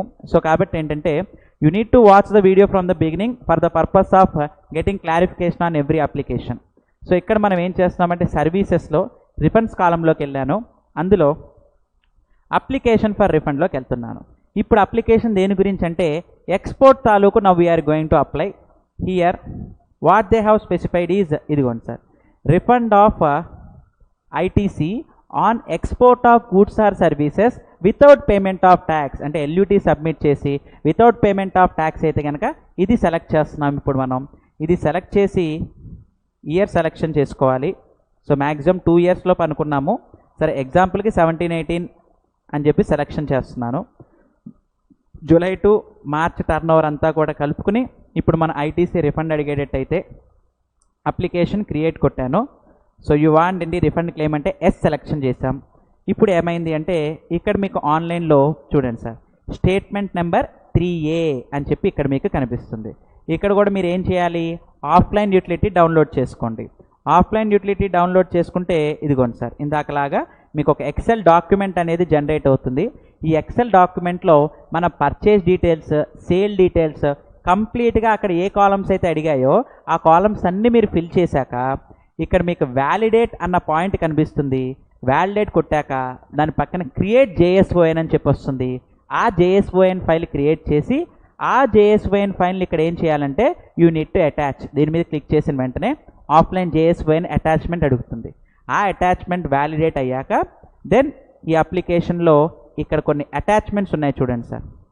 ఈ అటాచ్మెంట్స్ ఏంటి అంటే ఇక్కడ మీకు కంప్లీట్ మీరు థియరీ పక్కన పెట్టుకుంటే ఈ పాయింట్స్ అన్నీ క్లియర్గా అర్థమవుతాయి. ఇదిగోండి సార్, ఇక్కడ ఏ పాయింట్స్ అటాచ్ చేయాలి అనేది ఇక్కడ స్పెసిఫై చేశాను. Statement 3A JSON format. JSON format ఎలా అటాచ్ చేయాలి అంటే ఇదిగోండి సార్, ఇలా మీకు ఎక్సెల్ డాక్యుమెంట్ వస్తుంది. ఈ ఎక్సెల్ డాక్యుమెంట్లో ఈ పర్చేస్ డీటెయిల్స్ అలాగే సేల్ డీటెయిల్స్ అన్నీ ఫిల్ చేసిన తర్వాత మీకు పైన వ్యాలిడేట్ అండ్ క్యాలిక్యులేట్ అని ఉంది. ఇది ప్రెస్ చేయండి. మిస్టేక్స్ ఏమైనా ఉంటే వస్తాయి. మిస్టేక్స్ ఏమీ లేకపోతే కనుక ఇక్కడ క్రియేట్ ఫైల్ టు అప్లోడ్ అని చెప్పింది. ఇది క్లిక్ చేసిన వెంటనే మీకు JSON ఫైల్ అనేది జనరేట్ అవుతుంది. ఇక్కడ నేను ఇంకా ఏం ఫిల్ చేయలేదు కాబట్టి రాలేదు. మీకు JSON ఫైల్ క్రియేట్ అవుతుంది. ఆ JSON ఫైల్ తీసుకెళ్ళి అక్కడ అటాచ్ చేయండి. ఈ స్టేట్మెంట్ నెంబర్ మీరేం గుర్తుపెట్టుకోకర్లేదు. మీ ఫార్మ్ ఆఫ్ రిఫండ్ సెలెక్ట్ చేసిన వెంటనే దాని రెలవెంట్ స్టేట్మెంటే మీకు ఇక్కడ కనిపిస్తుంది. సో కాబట్టి ఈ అటాచ్మెంట్స్ నేను ఇక్కడ లిస్ట్ ఏవైతే చెప్పానో ఈ లిస్ట్లో అవన్నీ కూడా మీరు స్కాన్ చేసి అటాచ్ చేయాలి. ఇది ఒక్కటి మాత్రమే JSON ఫార్మాట్. ఇక్కడ నేను ఇచ్చాను సార్. అన్లెస్ అదర్వైజ్ స్పెసిఫైడ్, నేను స్పెసిఫిక్గా ఏమీ చెప్పకపోతే అవి PDF డాక్యుమెంటే అటాచ్ చేయండి అని చెప్పి మీకు ఇక్కడ నేను ఒక క్లారిఫికేషన్ కూడా ఇచ్చాను. ఇవి స్కాన్ చేసి లేదా PDFలో కన్వర్ట్ చేసి అటాచ్ చేసుకోవాలి. ఇదంతా ఎప్పుడు sir? Export without payment of tax అయితే క్రెడిట్ లెడ్జర్ రిఫండ్ రావడానికి ఏంటి ప్రొసీజర్ అనేది మనం ఇక్కడ వెరిఫై చేసాం. అదే next part export with payment of tax అయితే కనుక time limit for filing refund claim ఇది కూడా సేమ్ 2 years చెప్పారు. కాకపోతే ఇక్కడ ట్యాక్స్ కట్టిన దగ్గర నుండి ఇక్కడ ట్యాక్స్ అనేది క్యాష్ లెడ్జర్తోనే కట్టాలని రూల్ ఏం లేదు సార్. ఎక్స్పోర్ట్స్కి IGST పేమెంట్ అని ఉంది, క్రెడిట్ లెడ్జర్ బ్యాలెన్స్ ఉంది, దాన్ని యూటిలైజ్ చేసి కూడా ఎక్స్పోర్ట్ చేసేయచ్చు. మరి ఇప్పుడు ఏదో ఒకటి IGST అనేది కట్టాం కదా, క్యాష్ లెడ్జర్ ద్వారా అయినా క్రెడిట్ లెడ్జర్ ద్వారా అయినా పే చేసాం కాబట్టి ఆ పే చేసిన ట్యాక్స్ని మనం ఇక్కడ రిఫండ్ అడగచ్చు. ఆ రిఫండ్కి ఏ ఫాము మీరు ఫైల్ చేయక్కర్లేదు, ఆటోమేటిక్గా రిఫండ్ వచ్చేస్తుంది. Export with payment of tax where LUT is not submitted you can get automatic refund. How to claim automatic refund అంటే GSTR 1లో టేబుల్ 6A ఫిల్ చేయాలి. అలాగే GSTR 3Bలో 3.1B టేబుల్లో ఫిల్ చేయాలి. 3.1B 0 రేటెడ్ సప్లై, అక్కడ value tax. అలాగే table number 6A GSTR 1 fill చేస్తే ఆ GSTR 1లో ఎక్స్పోర్ట్ చేసినట్టుగా ప్రూఫ్ షిప్పింగ్ బిల్ నెంబర్ అడుగుతుంది. ఈ షిప్పింగ్ బిల్ నెంబర్ని కస్టమ్స్ డిపార్ట్మెంట్ వాళ్ళు వాళ్ళ వెబ్సైట్తో చెక్ చేసి ఇతను నిజంగానే ఎక్స్పోర్ట్ కనుక చేస్తే no need to file RFD1 file చేయకుండానే ఆటోమేటిక్ రిఫండ్ అనేది మీకు వచ్చేస్తుంది అని చెప్పి స్పెసిఫై చేస్తున్నారు. So export with payment of tax అయితే you can get automatic refund in this manner. ఈ మేనర్లో మీరు ఆటోమేటిక్ రిఫండ్ అనేది క్లెయిమ్ చేయొచ్చు. What the SC is going to get refund, ఇక్కడ ఏదైతే IGST 3Bలో పే చేస్తున్నాము అని చెప్పి 3.1B ఈ టేబుల్లో చూపిస్తారో ఆ చూపించిందంతా కూడా మీకు ఇక్కడ రిఫండ్ వస్తుంది అని చెప్పి స్పెసిఫై చేస్తున్నారు. ఏ అటాచ్మెంట్స్ అవసరం లేదు, అసలు మీరు RFD1 ఫైల్ చేయక్కర్లేదు, ఇది ఆటోమేటిక్ రిఫండ్. మీరు 1 and 3B ఎప్పుడైతే ఫైల్ చేస్తూ ఈ డీటెయిల్స్ ఇస్తారో డిపార్ట్మెంట్ ఆఫ్ కస్టమ్స్ వాళ్ళు ఆటోమేటిక్గా రిఫండ్ శాంక్షన్ చేసి మన బ్యాంక్ అకౌంట్లో క్రెడిట్ చేస్తారు. ఇది రిఫండ్ ఆఫ్ గూడ్స్. మనం మాట్లాడుకుంది ఏంటంటే ఫస్ట్ టాపిక్ ఏమో క్యాష్ లెడ్జర్లో ఉన్న బ్యాలెన్స్ గురించి మాట్లాడాము సార్. సెకండ్ టాపిక్ ఏమో గూడ్స్కి సంబంధించి రిఫండ్స్ గురించి మాట్లాడాము, export of goods. Now coming to refund in case of export of services. సర్వీసెస్కి రిఫండ్ ఎలా క్లెయిమ్ చేయాలన్న పాయింట్ గురించి మనం ఇప్పుడు డిస్కస్ చేయబోతున్నాం. Export without payment of taxes, services export చేయాలన్నా సరే compulsory we need to file RFD11 అంటే LUT సబ్మిట్ చేయాలి. LUT సబ్మిట్ చేస్తే without any payment of taxes export చేయొచ్చు. ఇక్కడ మీకు క్రెడిట్ లెడ్జర్లో ఉన్న బ్యాలెన్స్ అంతా మీకు ITC అన్యూటిలైజ్డ్ ఉంటుంది కదా, ఎందుకంటే LUT సబ్మిట్ చేసాం, అవుట్పుట్ ట్యాక్స్ జీరో కాబట్టి ఇన్వర్ట్ సప్లై మీద ఉన్న బ్యాలెన్స్ అంతా కూడా you can claim it as ITC. ఆ ITC అమౌంట్ అంతా రిఫండ్ క్లెయిమ్ చేయొచ్చు. ఆ రిఫండ్ ప్రాసెస్ సేమ్ యాజ్ గూడ్స్కి ఎలా అయితే ఇందాక చెప్పామో సేమ్ ప్రాసెస్ ఫాలో అవ్వాలి అని చెప్పి ఇక్కడ నేను స్పెసిఫై చేశాను. అంటే సార్ మీరు యాజ్ ఇట్ ఈస్ నేను ఇక్కడ ఇన్స్ట్రక్షన్స్ ఏవైతే ఇచ్చానో ఆ అటాచ్మెంట్స్ అటాచ్ చేసి ప్రాసెస్ని కంప్లీట్ చేయండి. ఇవి మీకు ఎక్కడ కనిపిస్తుంది, ఆల్రెడీ ఇక్కడ సైట్లో మీకు డిస్ప్లే చేశాను సార్. సో ఇంకొకసారి మీకు చూపిస్తాను హౌ టు అటాచ్ అనేది. ఇంకా మిగతా అటాచ్మెంట్స్ అన్నీ కూడా దాన్ని బేస్ చేసుకుని మీరు చూసుకోవాలి. ఇక్కడ రిఫండ్స్లో అప్లికేషన్ ఫర్ రిఫండ్ అని చెప్పి సెలెక్షన్ చేస్తున్నాము. ఈ అప్లికేషన్ ఫర్ రిఫండ్లో ఇప్పుడు మనం ఏం చేసాం, export of services without payment of tax కాబట్టి ఇదిగోండి ఇక్కడే ఉంది. Refund of ITC on export of goods services రెండు కూడా వితౌట్ పేమెంట్ ఆఫ్ ట్యాక్స్ అయితే ఇక్కడే స్పెసిఫై చేశారు. ఇందులోకి వెళ్ళి మనం ఇందాక అనుకున్న స్టేట్మెంట్ 3A అంటే ఎక్సెల్ డాక్యుమెంట్ వస్తుంది. ఆ ఎక్సెల్ డాక్యుమెంట్ని మీరు JSON ఫార్మాట్లోకి అక్కడే కన్వర్షన్ ప్రొసీజర్ అంతా ఉంది. ఇందాక నేను గూడ్స్కి చెప్పినట్టుగా సర్వీసెస్కి కూడా అదే ప్రాసెస్ ఫాలో అవ్వాలి. ఇది ఎప్పుడు export of goods with services without payment of tax అయితే, వేరాజ్ ఇప్పుడు చెప్పేది export of services with payment of tax అయితే. ఇందాక మనం ఏమనుకున్నాం సార్, గూడ్స్కి వచ్చేటప్పటికి విత్ పేమెంట్ ఆఫ్ ట్యాక్స్ అయితే ఆటోమేటిక్ రిఫండ్ అని చెప్పి అనుకున్నాం. కానీ సర్వీసెస్కి అలా కాదు, సర్వీసెస్కి మాత్రం మళ్ళీ తిరిగి మనం అప్లై చేయాల్సిందే. ఆ అప్లికేషన్కి ప్రాసెస్ ఏంటో ఇక్కడ చెప్పాను, ఇది మీరు యాజ్ ఇట్ ఈస్ ఫాలో అయిపోండి. మీకు అది కూడా ఇక్కడ కనిపిస్తుంది చూడండి sir, export of services with payment of tax. Export of goods with payment of tax ఇక్కడ కనిపించదు, ఎందుకంటే అది ఏమనుకున్నాం, ఆటోమేటిక్ రిఫండ్ అని చెప్పి అనుకున్నాం. Export of services with payment of tax మాత్రమే మీకు ఇక్కడ డిస్ప్లే అవుతుంది. అది సెలెక్షన్ చేసుకుని మనం ఇక్కడ రిఫండ్ అనేది క్లెయిమ్ చేస్తాం. అన్నిటికీ రిఫండ్కి ఏంటంటే ఒక స్టేట్మెంట్ ఆఫ్లైన్ యూటిలిటీ ఉంటుంది సార్, అది మీరు excel document purchase invoice details, sales invoice details fill చేసి జేఎస్ఓఎన్ ఫార్మాట్లోకి పైన కన్వర్ట్ అని చెప్పి ఉంటుంది. అది క్లిక్ చేసిన వెంటనే జేఎస్ఓఎన్లోకి మారుతుంది. అది అటాచ్ చేయడం ఫస్ట్ పాయింట్. దాంతోపాటు కొన్ని పీడిఎఫ్ డాక్యుమెంట్స్ అటాచ్ చేయాలి, అవేంటనేది మీకు ఇక్కడ లిస్ట్ ఇచ్చాను. దీన్ని బట్టి మీరు ఇక్కడ ఫాలో అవ్వాలి. కాకపోతే ఎక్స్పోర్ట్స్కి ఒక స్పెషల్ ప్రొసీజర్ ఏంటంటే 7 days లోపే ఎక్స్పోర్ట్స్ని ఎంకరేజ్ చేయడానికి 90% రిఫండ్ ముందే వచ్చేస్తుంది. కంప్లీట్ వెరిఫికేషన్ అవ్వకముందే 90% రిఫండ్ ముందే వచ్చేస్తుంది. మన ఇంతకుముందు ట్యాక్స్ ఎవేజన్స్ ఏమీ లేకుండా ఉంటే, మన మీద ఎటువంటి ప్రాసిక్యూషన్ ప్రొసీడింగ్ స్టార్ట్ చేయకుండా ఉంటే 90% రిఫండ్ 7 days లోపే ఇస్తారు. మరి బ్యాలెన్స్ 10% కంప్లీట్ వెరిఫికేషన్ చేసి శాంక్షన్ చేస్తారు.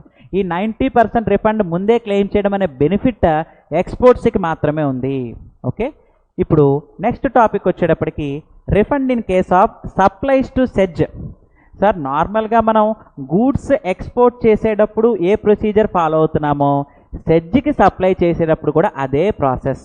సెజ్ అనేది ఇండియాలో ఉన్నా సరే we are going to treat it as a part outside India. అది ఇండియాలో ఉన్నా సరే అవుట్ సైడ్ ఇండియాగానే ట్రీట్ చేస్తాము. కాబట్టి సెజ్కి మీరు ఎల్యూటీ సబ్మిట్ చేస్తే వాళ్ళకు కూడా without payment of tax export చేసేయచ్చు. మరి ఈ కేసులో ఏమొస్తుంది మనకి రిఫండ్, ఐటీసీ వస్తుంది, సేమ్ గూడ్స్ లాగే. అలాగే మీరు ఎల్యూటీ సబ్మిట్ చేయకపోతే కనుక అప్పుడు ఏం చేయాలి, విత్ పేమెంట్ ఆఫ్ ట్యాక్స్ మీరు ఎక్స్పోర్ట్ చేయాలి, సెజ్కి సప్లై చేయాలి. అలా మీరు ఇక్కడ ట్యాక్స్ కడుతున్నారు కాబట్టి ఆ కట్టిన ట్యాక్సే మీకు ఇక్కడ రిఫండ్ వస్తుంది.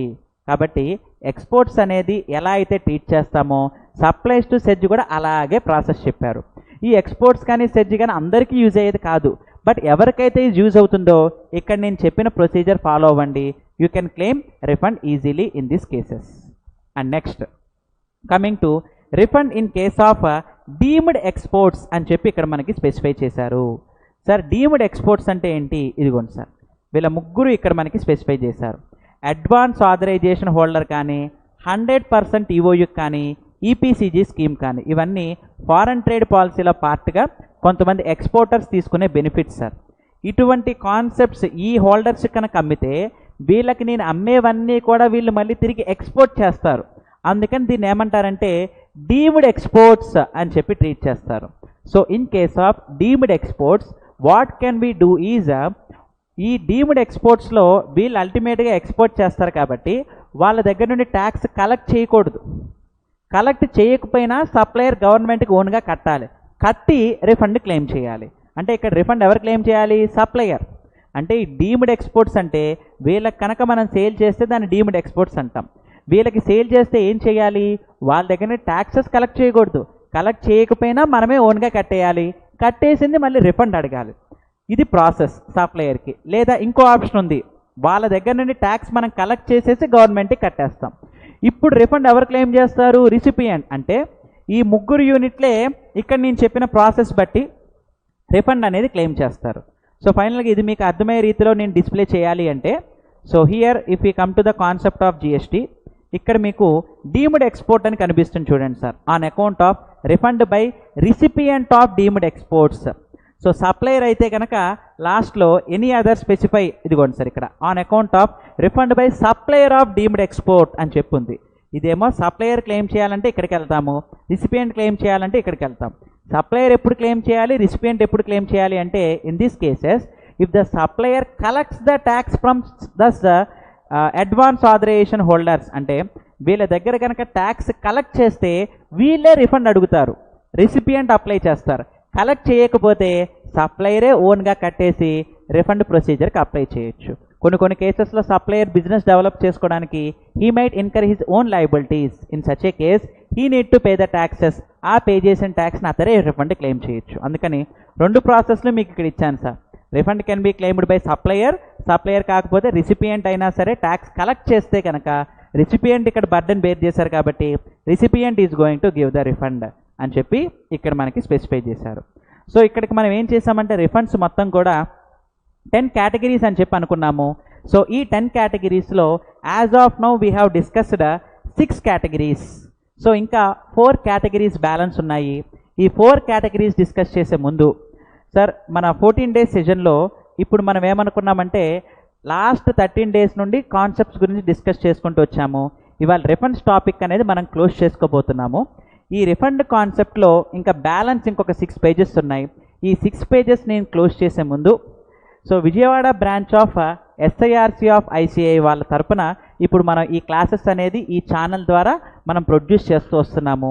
సో ఇప్పుడు ఏం చేస్తున్నారంటే ప్రజెంట్ కోవిడ్-19 ఇష్యూ కాబట్టి ఈ ఇష్యూకి సంబంధించి కొన్ని ఆస్పెక్ట్స్ని మన Vijayawada branch chairman G Srinivasarao గారు సో దీని గురించి ఒక కాన్సెప్ట్ ఎక్స్ప్లెయిన్ చేస్తారు. సో ఒక 5 minutes సార్ చెప్పిన కాన్సెప్ట్ ఒకసారి మనం విన్న తర్వాత next let us continue our procedure for claiming refund. So just a gap of 5 minutes తీసుకుంటున్నాము. After completion of this explanation by our chairman so balance points గురించి మన refund main wrongful collection excess payment వంటి important topics ఉన్నాయి. ఒక 5 minutes speech complete అయిన తర్వాత వీటి గురించి డిస్కషన్ స్టార్ట్ చేద్దాం.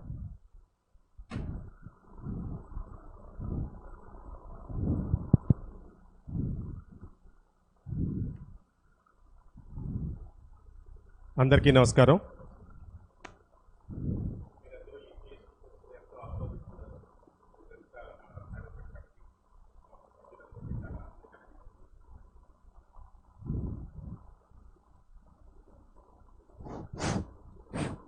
హలో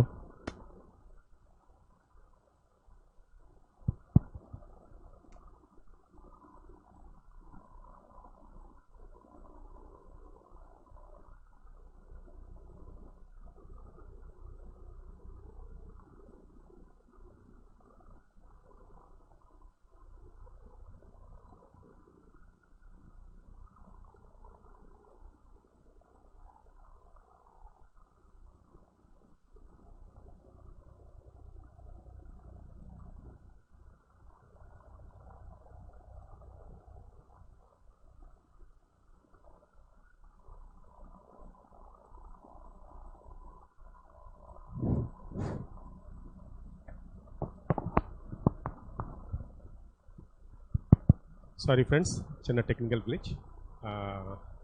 సో మనం నడవాలంటే శక్తి కావాలి, మన మైక్ పనిచేయాలంటే బ్యాటరీ కావాలి. సో బ్యాటరీ రీప్లేస్ చేయడం జరిగింది.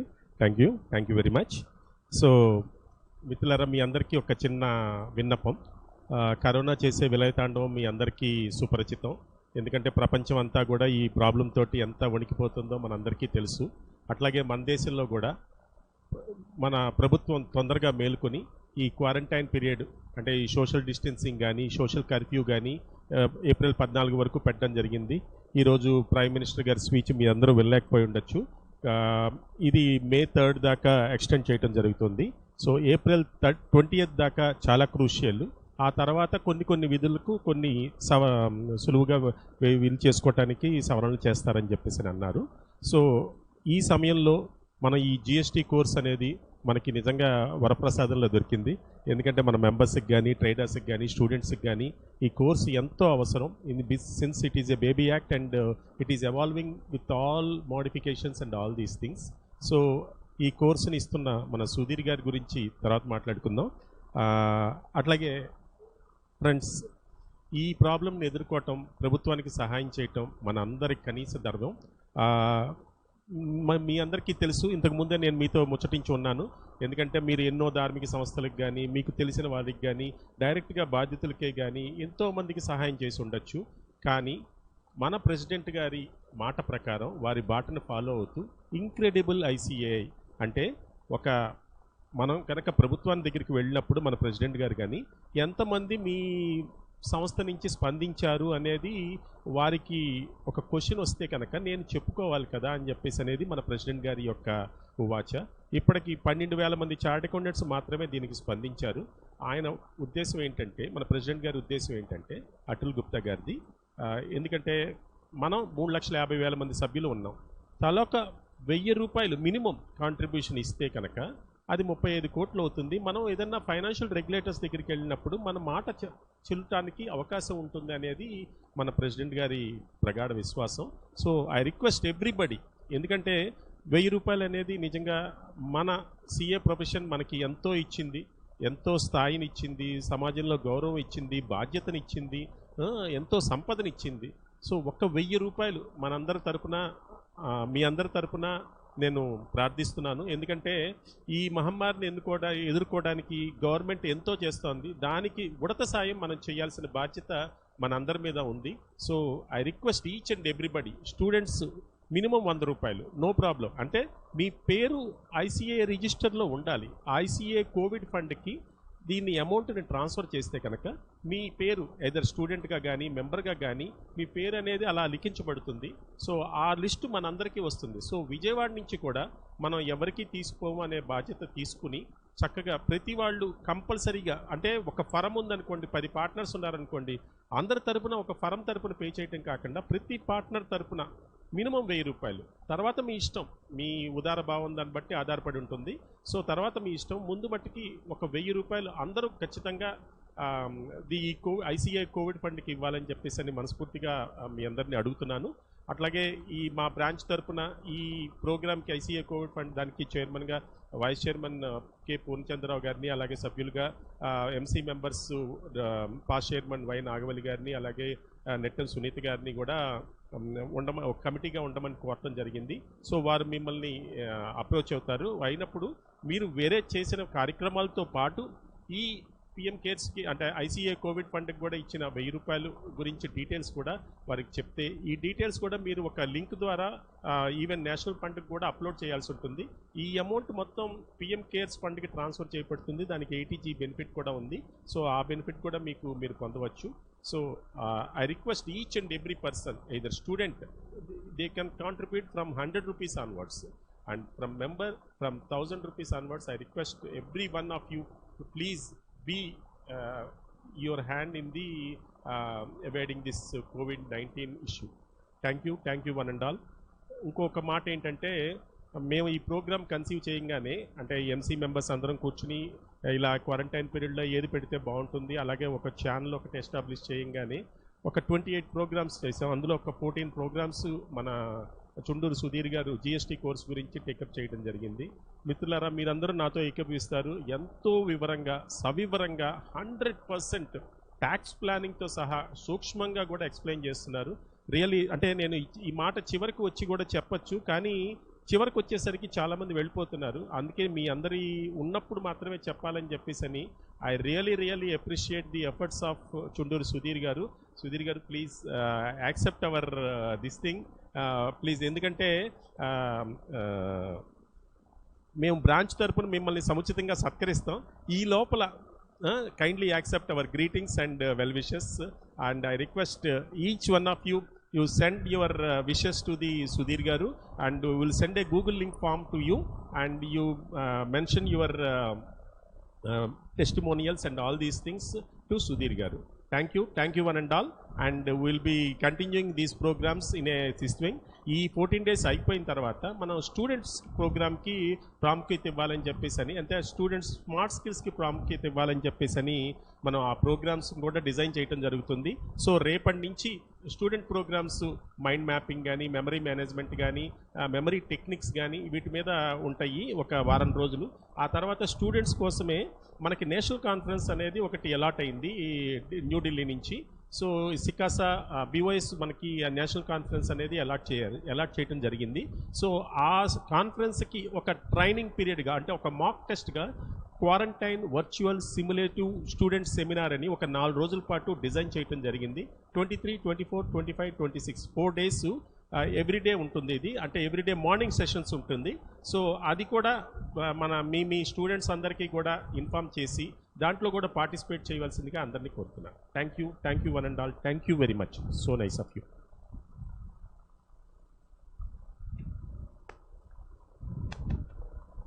So let's continue our discussion. Sir, ఈ రిఫండ్ కేసెస్లో ఏం చేస్తున్నాము అంటే, so in total we have 10 categories of claiming refund, out of which we have clarified 6 cases మనం కంప్లీట్ చేసాము. So now let us come to the balance points. So మనం అనుకున్న refund కేసెస్లో ఇప్పుడు నేను ఇంకా చెప్పబోయేవన్నీ కూడా ప్రాక్టికల్గా బాగా యూజ్ అవుతాయి. Point number 7, 8, 9 and 10. So let us begin our session. Sir, here what they have specified is tax which is wrongfully collected and paid. Sir, at end of our session మనం discussion చేద్దాము ఇంకా డీటెయిల్గా. So taxes which are wrongfully collected and paid గురించి ఇక్కడ మనకి discussion చెప్పారు. ఇవాళ last session అయ్యేటప్పటికి ఏంటంటే చాలామంది క్వెరీస్ కూడా ఎక్కువ రైజ్ చేస్తూ ఉన్నారు. సార్ అన్నీ రిజాల్వ్ చేసుకుందాం. సో జస్ట్ ఇంకొక స్పాన్ ఆఫ్ ఒక 20 minutes మనం కేటాయిస్తే ఈ రిఫండ్ టాపిక్ కంప్లీట్ చేసుకుని సో మన ఇష్యూస్ గురించి చివరికి ఓట్ ఆఫ్ థ్యాంక్స్ అన్నీ కూడా డీటెయిల్గా డిస్కస్ చేద్దాము. So tax which is wrongfully collected and paid అంటే సిజిఎస్టీ అండ్ ఎస్జిఎస్టీ కలెక్ట్ చేసాం, కానీ యాక్చువల్గా అక్కడ కట్టాల్సిందేమో ఐజిఎస్టీ, లేదా ఐజిఎస్టీ కట్టేసాం కానీ అక్కడ యాక్చువల్గా కట్టాల్సిందేమో సిజిఎస్టీ అండ్ ఎస్జిఎస్టీ. ఇక్కడ ఏమైంది అంటే రాంగ్ ట్యాక్స్ గవర్నమెంట్కి కట్టేసాం. ఇప్పుడు ఏం చేయాలి? ఏమైనా ఇంటర్నల్ అడ్జస్ట్మెంట్ కుదురుతుందా? కంపల్సరీ పే చేయాల్సిందేనా అంటే, సార్ ఫర్ ఎగ్జాంపుల్ ఐజిఎస్టీ కట్టేసాం కానీ కట్టాల్సిందేమో CGST SGST. So in this case what we're required to do is, in this cases మీరు రాంగ్ ట్యాక్స్ ఏదైతే కట్టారో అది రిఫండ్ అడగండి, ఏదైతే పే చేయాలో అది పే చేసేయండి. ఫర్ సపోజ్ ఐజిఎస్టీ 18,000 కట్టేశాను సార్, కట్టాల్సిందేమో సిజిఎస్టీ ఎస్జిఎస్టీ 9,000. ఈ కేసులో ఏం చెప్పారంటే first you pay 9,000 and 9,000 pay చేశాక మీరు రాంగ్ కట్టిన 18,000ని రిఫండ్ అడగచ్చు. For that purpose they have specified this concept. ఈ కాన్సెప్ట్ అనేది దానికోసమే మనం ఫ్రేమ్ చేసుకుంది. ముందు కాకపోతే రాంగ్ ట్యాక్స్ని కట్టాలి, కట్టిన తర్వాత కరెక్ట్ ట్యాక్స్ పే చేశాక రాంగ్ ఏదైతే పే చేశామో అది మనం ఇక్కడ రిఫండ్ క్లెయిమ్ చేయొచ్చు అని చెప్పి ప్రొసీజర్ స్పెసిఫై చేశారు. సో ఇప్పుడు ఆ ప్రొసీజర్ ఎలా అనేది ఒకసారి లాగౌట్ అయిపోయింది, మళ్ళీ లాగిన్ అయ్యి మీకు చూపిస్తాను.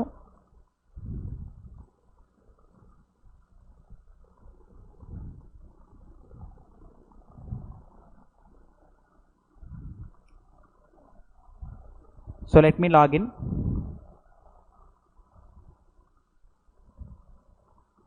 సో ఇక్కడ ఇలా మీరు లాగిన్ అయిన తర్వాత ఏం చేయాలి అంటే సర్వీసెస్ కాలం రిఫండ్స్లో అప్లికేషన్ ఫర్ రిఫండ్లోకి ఎంటర్ అవుతున్నాం.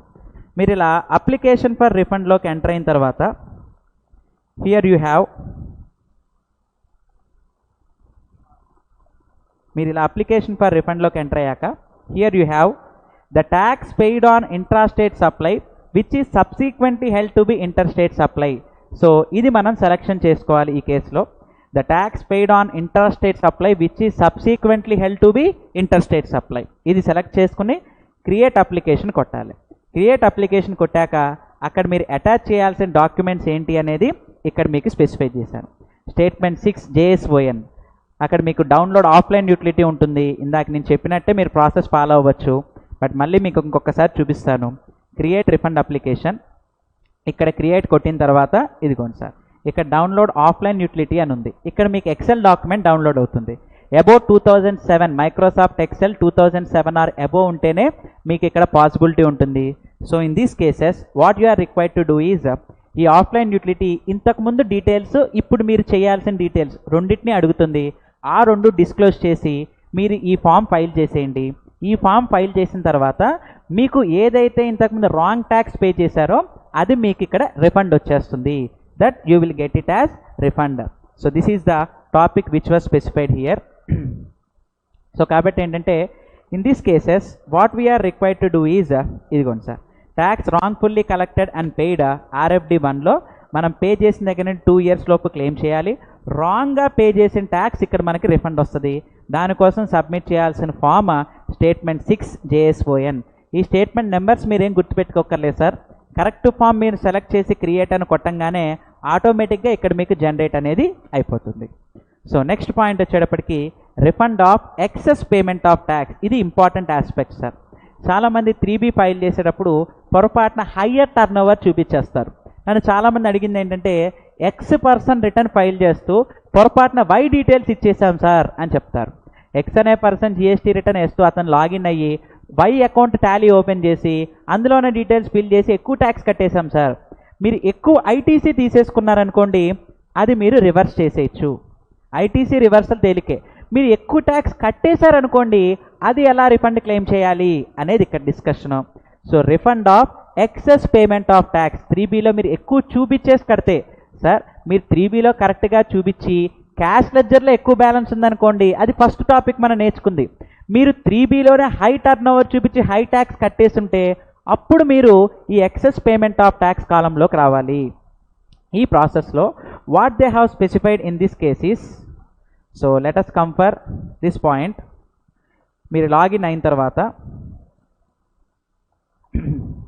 Services, refunds, application for refund ఇందులోకి వెళ్ళి, సో ఈ అప్లికేషన్ ఫర్ రిఫండ్లోకి వెళ్ళిన తర్వాత మీకు ఇక్కడ డిస్ప్లే అవుతుంది. సో ఇక్కడ ఏమవుతుంది అంటే మీకు ఎక్సెస్ పేమెంట్ ఆఫ్ ట్యాక్స్ అని కనిపిస్తుంది చూడండి సార్. ఇందులోకి వెళ్ళాలి. You need to go for excess payment of taxes in which we need to select ఏ ఇయర్లో ఎక్సెస్ ట్యాక్స్ పే చేస్తాం. మ్యాక్సిమం 2 years లోపే రిఫండ్ క్లెయిమ్ చేయాలి సార్. కాబట్టి 17, 18 ఇప్పుడు కుదరదు, బట్ జనరల్గా మీకు తెలియడానికి చూపిస్తున్నాను అంతే. ఏ మంత్ది అడుగుతున్నామని చెప్పి ఇక్కడ అడుగుతుంది. ఇప్పుడు 18, 19లో పోనీ జస్ట్ 19, 20లోనే లాస్ట్ మొన్న ఫిబ్రవరి రిటర్న్లో ఎక్సెస్ ట్యాక్స్ కట్టేశాను, ఇప్పుడు క్రియేట్ కొట్టేసేయండి. ఈ రిఫండ్ అప్లికేషన్ వస్తుంది. ఇక్కడ మీరు జస్ట్ ఇదిగోండి సార్, ఆ మంత్లో ఫైల్ చేసిన 3B తాలూకు ARN నెంబర్ కూడా వచ్చేసింది. ఎంత ఎక్సెస్ పే చేశాను, IGST పొరపాటున 10,000 ఎక్స్ట్రా కట్టాను, CGST 5,000 కట్టాను, SGST కూడా 5,000 కట్టాను. ఈ ఆప్షన్ తెలియకపోవడం వల్ల చాలామంది ఎక్సెస్ ట్యాక్స్ కట్టేసింది ఏం చేయాలి, ఎలా రెక్టిఫై చేసుకోవాలని అంటున్నారు. మీరు ఫర్దర్ మంత్స్లో తగ్గించుకున్నా సరే, లేదా మీకు రిఫండ్ కావాలనుకుంటే ఇది యూజ్ చేసుకోవచ్చు. చాలా సింపుల్, ఏ అటాచ్మెంట్స్ లేవు సార్. జస్ట్ ఈ స్టేట్మెంట్ నెంబర్ 7 ఇక్కడ మీకు ఎంత రిఫండ్ కావాలో ఫిల్ చేసేసి, సో దాని తాలూకు ఈ టిక్ మార్క్స్ పెట్టేసి OTPకి ప్రొసీడ్ అయిపోవచ్చు. ఇలా ఎక్సెస్ పేమెంట్ 3Bలో కనుక చేసేస్తే అవి క్లెయిమ్ చేయడానికి ఈ ప్రాసెస్ చెప్పారు. బట్ అబౌట్ 2 lakhs మీరు రిఫండ్ అడిగేటట్టయితే a certificate from chartered accountant or cost accountant, how to obtain this certificate from chartered accountant or cost accountant అనేది మీకు ఇక్కడ స్పెసిఫై చేశాను సార్ ఆల్రెడీ. ఇదిగోండి Annexure 2. ఈ Annexure 2లో ఈ సర్టిఫికేట్ అనేది చార్టెడ్ అకౌంటెంట్ ప్రిపేర్ చేసి దీన్ని స్కాన్ చేసి అప్లోడ్ చేయాలి. లేదు చార్టెడ్ అకౌంటెంట్ కాకపోతే ఇప్పుడు ఇండివిజువల్ ఏది అబౌట్ 2 lakhs ఉంటేనే chartered accountant certification is mandatory. If it does not exceed 2 lakhs, normal జనరల్గానే SSC ఒక డిక్లరేషన్ డ్యూటీ బర్డన్ నేను పాస్ ఆన్ చేయలేదు అని ఒక వర్డ్ డాక్యుమెంట్లో టైప్ చేసేసి దాన్ని స్కాన్ చేసి అటాచ్ చేసేసినా సరిపోతుంది. ఇది సార్ 3Bలో ఎక్సెస్ ట్యాక్సెస్ పే చేస్తే చాలా సింపుల్ ప్రొసీజర్ చెప్పాడు రిఫండ్ క్లెయిమ్ చేయడానికి. ఇది ఫాలో అవ్వండి సరిపోతుంది. And coming to 9 and 10, refund after finalisation of provisional assessment. ఇది అందరికీ యూజ్ అవ్వదు అనుకోండి. అపీల్లో గెలిచిన లేదా డిపార్ట్మెంట్ వాళ్ళ నేను 18% కట్టేశాను ట్యాక్స్ ప్రొవిజనల్గా, రేపు పొద్దున ఫైనలైజేషన్ చేసి 5% ట్యాక్స్ అనే చెప్పారు. ఇక్కడ డిఫరెన్స్ ఏమైంది, నేను 13% ఎక్కువ కట్టేశా. ఆ ఎక్కువ కట్టింది మనం రిఫండ్ అడగచ్చు. సో ఎప్పుడైనా సరే మనకి రేట్ ఆఫ్ ట్యాక్స్లో డౌట్ ఉన్నా లేకపోతే వాల్యుయేషన్లో డౌట్ ఉన్నా మీరు ఏం చేస్తారంటే సర్వీసెస్లో, యూజర్ సర్వీసెస్లో మై అప్లికేషన్స్లోకి వెళ్ళండి. మీకు ఈ మై అప్లికేషన్స్లో ఇది మీకు బాగా యూజ్ అవుతుంది సార్. చూడండి, ప్రొవిజనల్ అసెస్మెంట్ ASMT 1 అని కనిపిస్తుంది చూడండి సార్. ASMT 1 ప్రొవిజనల్ అసెస్మెంట్, ఇది సెలెక్షన్ చేసుకుని మీరు న్యూ అప్లికేషన్ పెట్టండి. మీకు ట్యాక్స్ రేట్ డౌట్ ఉన్నా వాల్యుయేషన్లో డౌట్ ఉన్నా ఈ అప్లికేషన్ పెట్టుకుంటే అసలు కరెక్ట్ ట్యాక్స్ రేట్ ఏంటి అనేది డిపార్ట్మెంట్ ఆఫీసర్సే ఫైనలైజ్ చేసి చెప్తారు.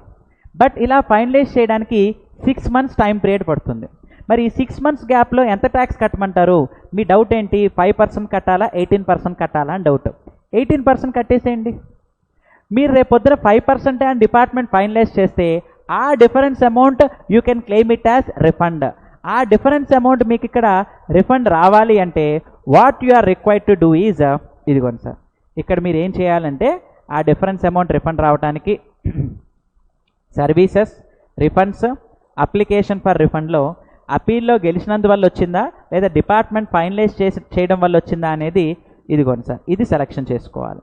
On account of assessment are provisional assessment are appeal or any other order ఇది సెలెక్ట్ చేసుకుని ఇక్కడ నేను చెప్పిన ప్రాసెస్ కనుక మీరు ఫాలో అయితే మీకు కంప్లీట్ రిఫండ్ అనేది శాంక్షన్ అవ్వడం జరుగుతుంది. ఇదిగోండి సార్, ఇది రిఫండ్ ప్రాసెస్. ఇక్కడ కూడా అబౌట్ 2 lakhs అయితే కనుక చార్ట్ అకౌంటెంట్ సర్టిఫికేట్, బిలో అయితే కనుక అవసరం లేదు అని చెప్పి చేసాం. So I think this explanation is very clear. So మొత్తం 10 కేటగిరీస్ కింద డివైడ్ చేసి నేను ఇక్కడ ఇచ్చిన మెటీరియల్లో చూపించిన అటాచ్మెంట్స్ మాత్రం కంపల్సరీ అటాచ్ చేయండి సార్.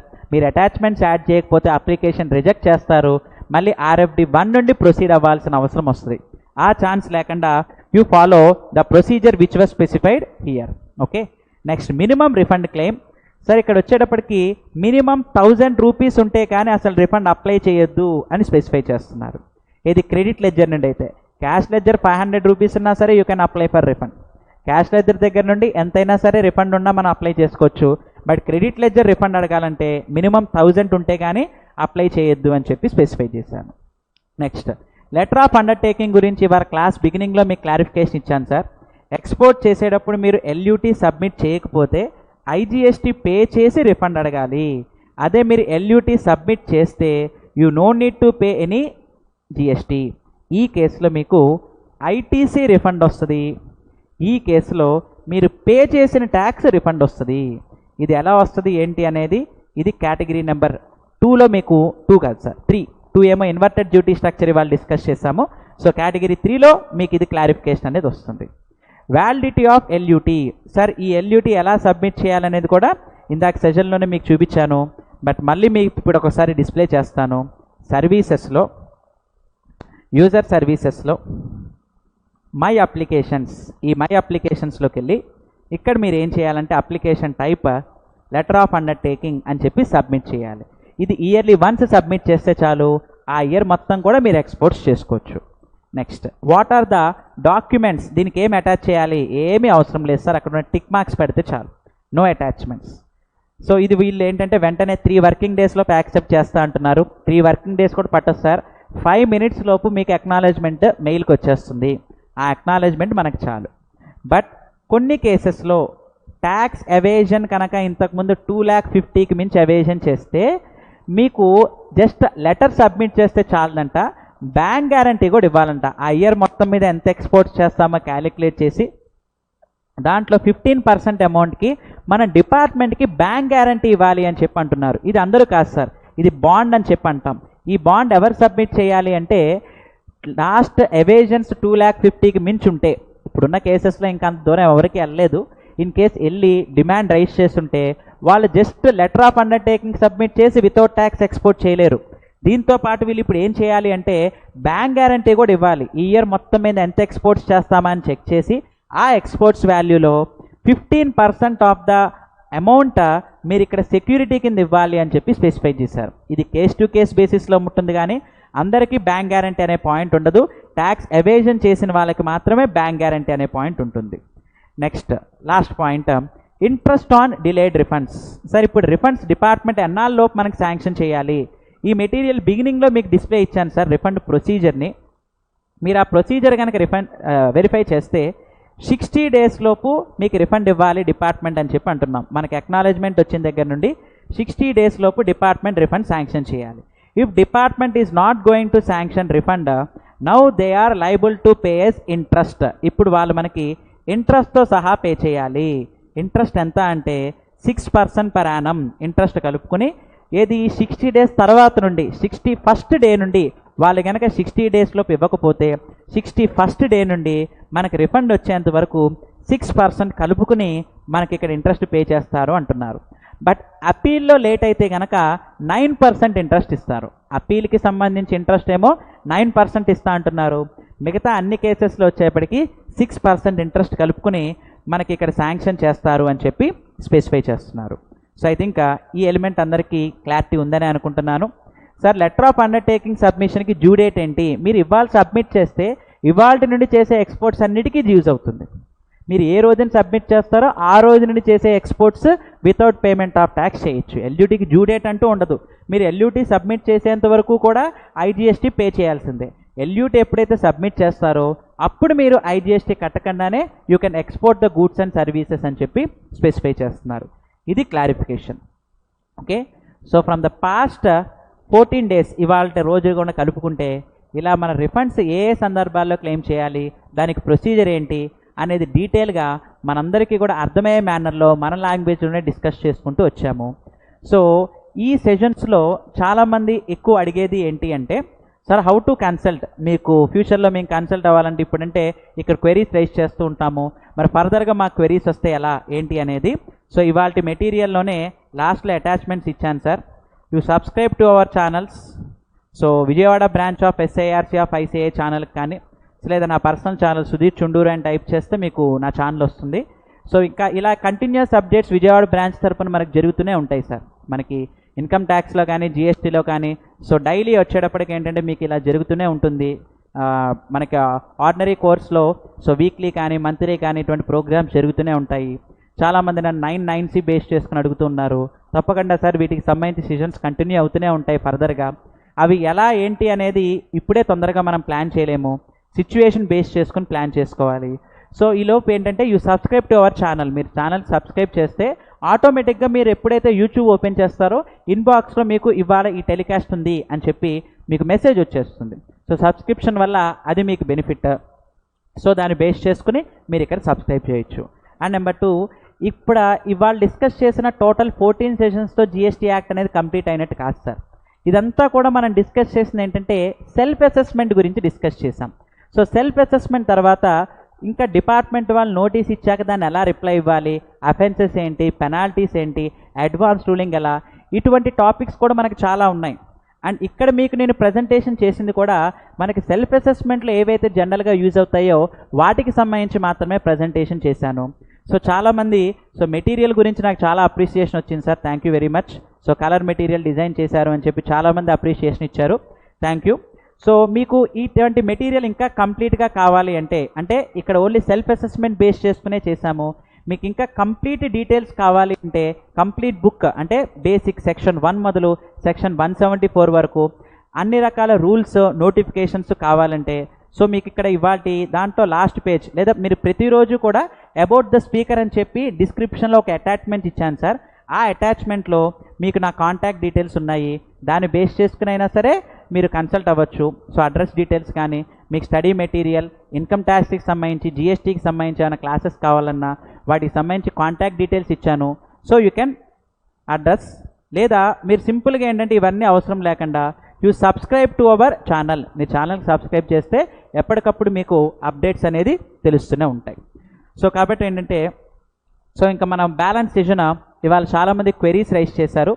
ఆ క్వెరీస్ అనేది మనం కాసేపు రిజాల్వ్ చేసుకుని సో ఒక 15 మినిట్స్ ఈ క్వెరీస్ రిజాల్వ్ చేసుకున్న తర్వాత సో అందరికీ కూడా చిన్న ఓట్ ఆఫ్ థ్యాంక్స్ ఉంది సార్. ఆ ఓట్ ఆఫ్ థ్యాంక్స్ కూడా ఒకసారి డిస్కస్ చేసుకుని సో ఇవాళ సెషన్ని మనం క్లోజ్ చేద్దాం.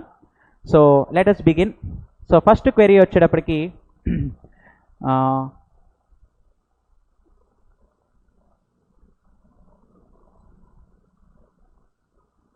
Sir, is RCM applicable on composition tax payer if purchased goods from unregistered? లేదు సార్, 9(4) అనేది ఇప్పుడు ఓన్లీ రియల్ ఎస్టేట్ సెక్టార్కి మాత్రమే పెట్టారు. So if a composition dealer purchases from unregistered dealer he need not pay tax under RCM now.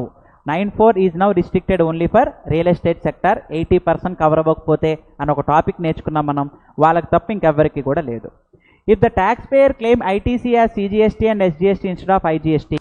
Sir, ITC కనుక wrong claim చేస్తే next year సెప్టెంబర్లోపు మీరు మార్చుకోవాలి. ఇప్పుడు 1920 లాస్ట్ ఇయర్లో నేను ఐటీసీ క్లెయిమ్ ఏమైనా మిస్టేక్ రాశాను అనుకోండి, సిజిఎస్టీ ఎస్జిఎస్టీ రాయబోయి ఐజిఎస్టీ క్లెయిమ్ చేసిన, ఐజిఎస్టీ క్లెయిమ్ చేయబోయి సిజిఎస్టీ ఎస్జిఎస్టీ క్లెయిమ్ చేసిన, ఒక్క 17-18 ఇయర్కి మార్చ్ 2019 వరకు టైం ఇచ్చారు. 18-19కి మొన్న సెప్టెంబర్ 2019కి టైం అయిపోయింది. 1920కి ఈ సెప్టెంబర్ వరకు టైం ఉంది. ఈలోపు మీరు 2A చెక్ చేసుకుని రాంగ్ ఐటీసీ అవైల్ చేస్తే, తప్పు అవైల్ చేసిన దాన్ని డిఆర్సీ 03లో రివర్స్ చేయండి. అవైల్ చేయాల్సిన దాన్ని ఈ మంత్ ఐజిఎస్టీకి యాడ్ చేసేయండి. ఐజిఎస్టీ రాంగ్ అవైల్మెంట్ చేసుకుని ఉంటే అది యాడ్ చేసేసి సిజిఎస్టీ ఎస్జిఎస్టీని డిఆర్సీ 03 రూపంలో పే చేసేయండి.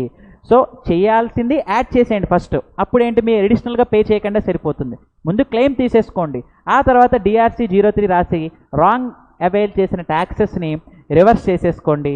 సో ఇన్పుట్ అనేది ఆ అడ్జస్ట్మెంట్ తప్ప ఫర్దర్గా ఇంకా ఏ అడ్జస్ట్మెంట్ కూడా లేదు. ఇన్పుట్ అలాగే అడ్జస్ట్ చేసుకోవాలి. Next, is there any time limit? Yes sir, refunds అన్నిటికీ టైం లిమిట్ 2 years చెప్పాను.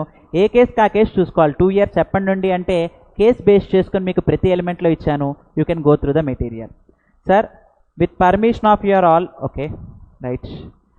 How to reverse CGST and SGST where both the balances are not matching, like cash ledger 10,000, SGST balance 9,000.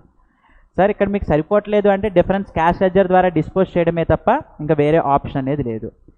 Next sir, GST on JDA joint development agreement, దీని గురించి already real estate సెక్టార్లో complete discussion start చేశాం sir. You can go through that video. Sir if wrong entered shipping bill number, what is the option? Next month amendment చేసుకోవచ్చు, availability ఉంటే amendment చేసుకోండి, లేదా customs డిపార్ట్మెంట్కి ice gate అదొక website, ఆ వెబ్సైట్కి వెళ్ళి క్వెరీ అయినా రైజ్ చేయాలి, లేదా ఫర్దర్ అమెండ్మెంట్ టేబుల్లో మార్చేసుకోండి. జిఎస్టీఆర్ 1లో టేబుల్ 6 అని అమెండ్ చేసుకోండి. అమెండ్ చేసుకుంటే మీకు ఆటోమేటిక్గా రిఫండ్ వస్తుంది. Sir is there any circular that there is not GST on disposal of capital goods on which ITC has not been claimed? Sir circular అవసరం లేదు, you go through the definition of the term capital good. మీరు అడిగారు కాబట్టి ఇది చాలామందికి క్వెరీనే sir, మీకు ఇది నేను ఇప్పుడు రిజాల్వ్ చేస్తాను సింపుల్గా. ఇదిగోండి సార్, ఇది సిబిఐసి వెబ్సైట్. ఇందులో యాక్ట్లోకి వెళ్తున్నాను.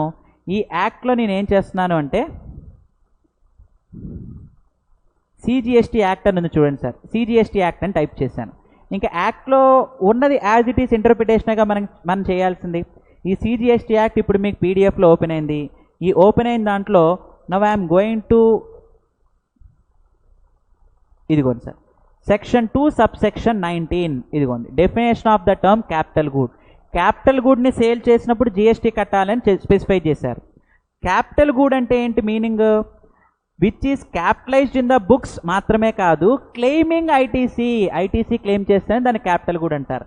అటువంటి క్యాపిటల్ గూడ్ని సేల్ చేస్తేనే జిఎస్టీ కట్టాలి. ఇది నేను చెప్పేది కాదు, సిజిఎస్టీ యాక్ట్లోనే స్పెసిఫిక్గా చెప్పారు. ఒక్క మోటార్ వెహికల్కి మాత్రమే క్లెయిమ్ చేయకపోయినా కట్టండి అని మన వాల్యూ ఆఫ్ సప్లై చాప్టర్లో నేర్చుకున్నాం.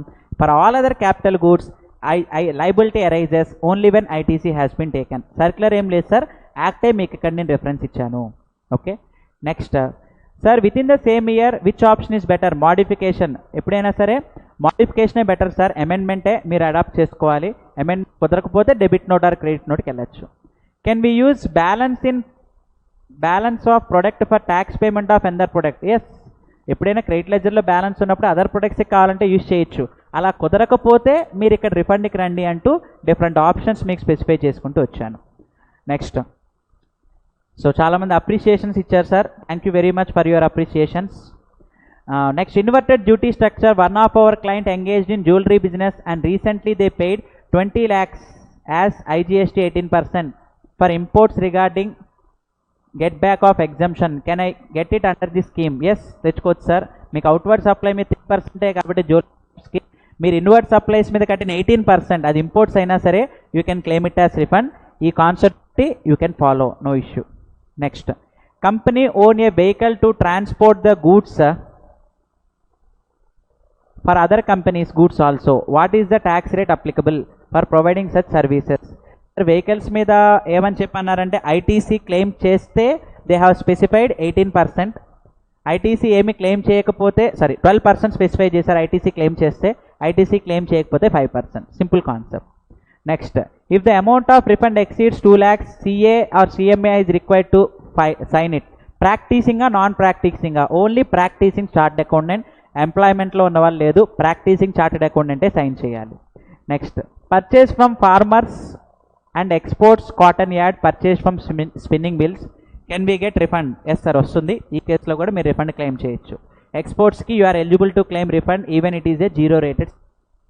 Company has constructed subsequently rented to another company for monthly rent 30,000. Whether company is eligible to claim ITC used for construction? Sir, simple point, building ki capitalize chese blocked crate and claim cheyakodadu. Next, circular number 135 issued annexure B and ITC will be restricted to items mentioned in GSTR 2A. Sir, actually ga GSTR 2A lo unnai maatrame ఇక్కడ refund క్లెయిమ్ చేయాలి. ఏవేవైతే availability లేవో వాటిని annexure బీలో attach చేయమన్నారు. దాన్ని officer complete verification చేసి మాన్యువల్గా ప్రాసెస్ చేసే రైట్ ఉంది. దాన్ని బేస్ చేసుకునే ఎనెక్జర్ బి ఇక్కడ మనకి స్పెసిఫై చేసింది. సార్ ఇది case to case doubt sir, వాళ్ళకి మాత్రమే ఇది తెలుస్తుంది. Next composition return GSTR4 upload చేయాలా? చేయాలి సార్. B2B ఉన్నా B2C ఉన్నా అప్లోడ్ చేయాలి. ఇంకా GSTR4 యాక్చువల్గా ఈ 30th ఏప్రిల్కి వేయాలి. అది జూన్కి పోస్ట్ పోన్ చేశారు కాబట్టి ఫర్దర్ సెషన్స్లో వాటి గురించి మాట్లాడుకుందాం. I have applied for refund relating to 18-19 in the month of March 2020 for applying refund. But in the month of April 2020, I have received deficiency memo. Refund application valid. Sir deficiency memo వచ్చినప్పుడు మళ్ళీ తిరిగి మీరు application పెట్టుకోవాలి. ఆ application new application కిందే treat చేస్తారు. మీకు 2 years time period అయిపోతే కనుక ఈ న్యూ అప్లికేషన్ ఇన్వాలిడ్ అవుద్ది. మీకు ఎక్నాలెడ్జ్మెంట్ రావటం అనేది క్రైటీరియా కాదు. ఆ ఫామ్ డిపార్ట్మెంట్ 2 years లోపు యాక్సెప్ట్ చేసేయాలి. మీకు డెఫిషియన్సీ మెమో రైజ్ చేశాక మీరు మళ్ళీ RFD1 ఫైల్ చేసే టైంకి మీకు 2 years పీరియడ్ ఎక్స్పైర్ అయిపోయింది అనుకోండి, ఇంకా మీకు ఆ యూజ్ లేదు. సో అది ఎక్స్పైర్ అయిపోయేలోపే మీరు ఇక్కడ ఫైలింగ్ అనేది చేసుకోవాలి. Next export without payment of IGST by a software company. Can dealer claim refund of input? Yes, software వాళ్ళకి ఇది బాగా యూజ్ అవుతుంది సార్. నార్మల్గా ఇక్కడ ఎవరి దగ్గరైనా అకామిడేషన్ రెంట్కి తీసుకుంటే GST పడుతుంది, క్రెడిట్ లెడ్జర్లో ఉండిపోద్ది. వీళ్ళేమో ఎక్స్పోర్ట్ ఆఫ్ సాఫ్ట్వేర్ చేస్తూ ఉంటారు, GST పేయబుల్ 0, క్రెడిట్ లెడ్జర్లో బ్యాలెన్స్ ఎక్కువ ఉంటుంది. ఇది సాఫ్ట్వేర్ కంపెనీస్ రిఫండ్ క్లెయిమ్ చేయొచ్చు, బాగా యూస్ఫుల్ అవుతుంది ఇది. Okay next so many of the appreciations వచ్చాయి sir, thank you. So but డౌట్స్కి సంబంధించి ఇప్పుడు క్లియర్ చేసుకుందాం. I'm doing business in sowing seeds exempted and pesticides taxable. In this case 42 and 43 attract అవుతాయా? ఎస్ సార్, మీరు trading సెక్టార్లో purchases sales మీద 42, 43 మీరు యూజ్ చేయాల్సిన అవసరం లేదు. క్యాపిటల్ గూడ్స్ ఏదైనా మీరు కామన్గా యూజ్ చేస్తే కనుక అప్పుడు 43 వాడండి. అలాగే మీకు ఆడిట్ ఫీ మీద కూడా మీరు GST పడింది, కంప్లీట్ ITC క్లెయిమ్ చేయడానికి లేదు. ఎందుకంటే మీకు ఇక్కడ సీడ్స్ ఎగ్జెంప్టెడ్ గూడ్స్ ఉన్నాయి, పెస్టిసైడ్స్ ట్యాక్సిబుల్ గూడ్స్ ఉన్నాయి కాబట్టి మీరు ఆ సర్వీస్ని కామన్గా యూజ్ చేసినట్టు 42, 43 అప్లై అవుతాయి. అది మీరు కేస్ టు కేస్ జాగ్రత్తగా చూసుకుని అప్లై చేసుకోవాలి. Next sir, how to make payment online for Covid fund. Okay sir, దీనికి సంబంధించిన దాకా బ్రాంచ్ చైర్మన్ గారు చెప్పారు. సో ఆన్లైన్ లింక్ డీటెయిల్స్ ఇవన్నీ కూడా ఫర్దర్గా గ్రూప్లో షేర్ చేస్తూ ఉంటారు. దాన్ని బేస్ చేసుకుని మీరు పేమెంట్ అనేది చేసుకోవచ్చు. Next sir, please explain about formula for export of services without payment. అక్కడ ఇచ్చాను సార్ మీకు క్లియర్గా. So very simple, ITC amount into న్యూమరేటర్లో export turn over of services, డినామినేటర్లో టోటల్ టర్న్ ఓవర్ రాస్తే ప్రపోర్షనేట్గా ఎక్స్పోర్ట్కి సంబంధించి ఎంత ITCనే వస్తుంది, దాన్ని మీరు ఇక్కడ రిఫండ్ క్లెయిమ్ చేసుకోవచ్చు. So you follow as per the material. మీరు మెటీరియల్ బేస్ చేసుకుని ఫార్ములాస్ అన్నీ కూడా మీకు మనకు అర్థమయ్యే రీతిలోనే ఇచ్చాను sir. Okay next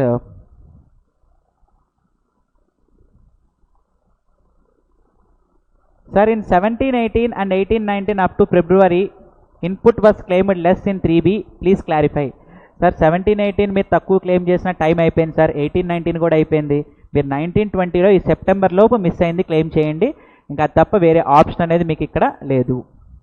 next, while transporting materials the goods were transferred in another vehicle. Okay just a minute. While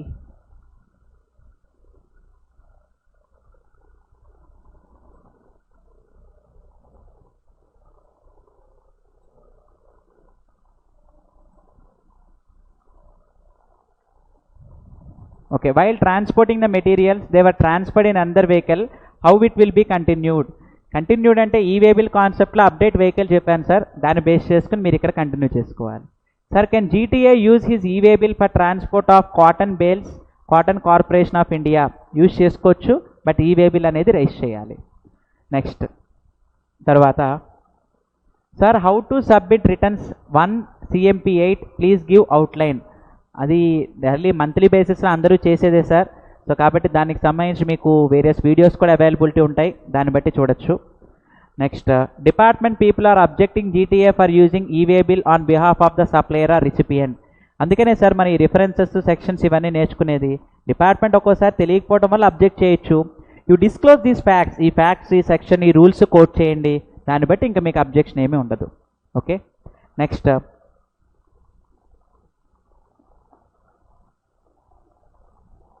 next land converted into plots and sale GST position.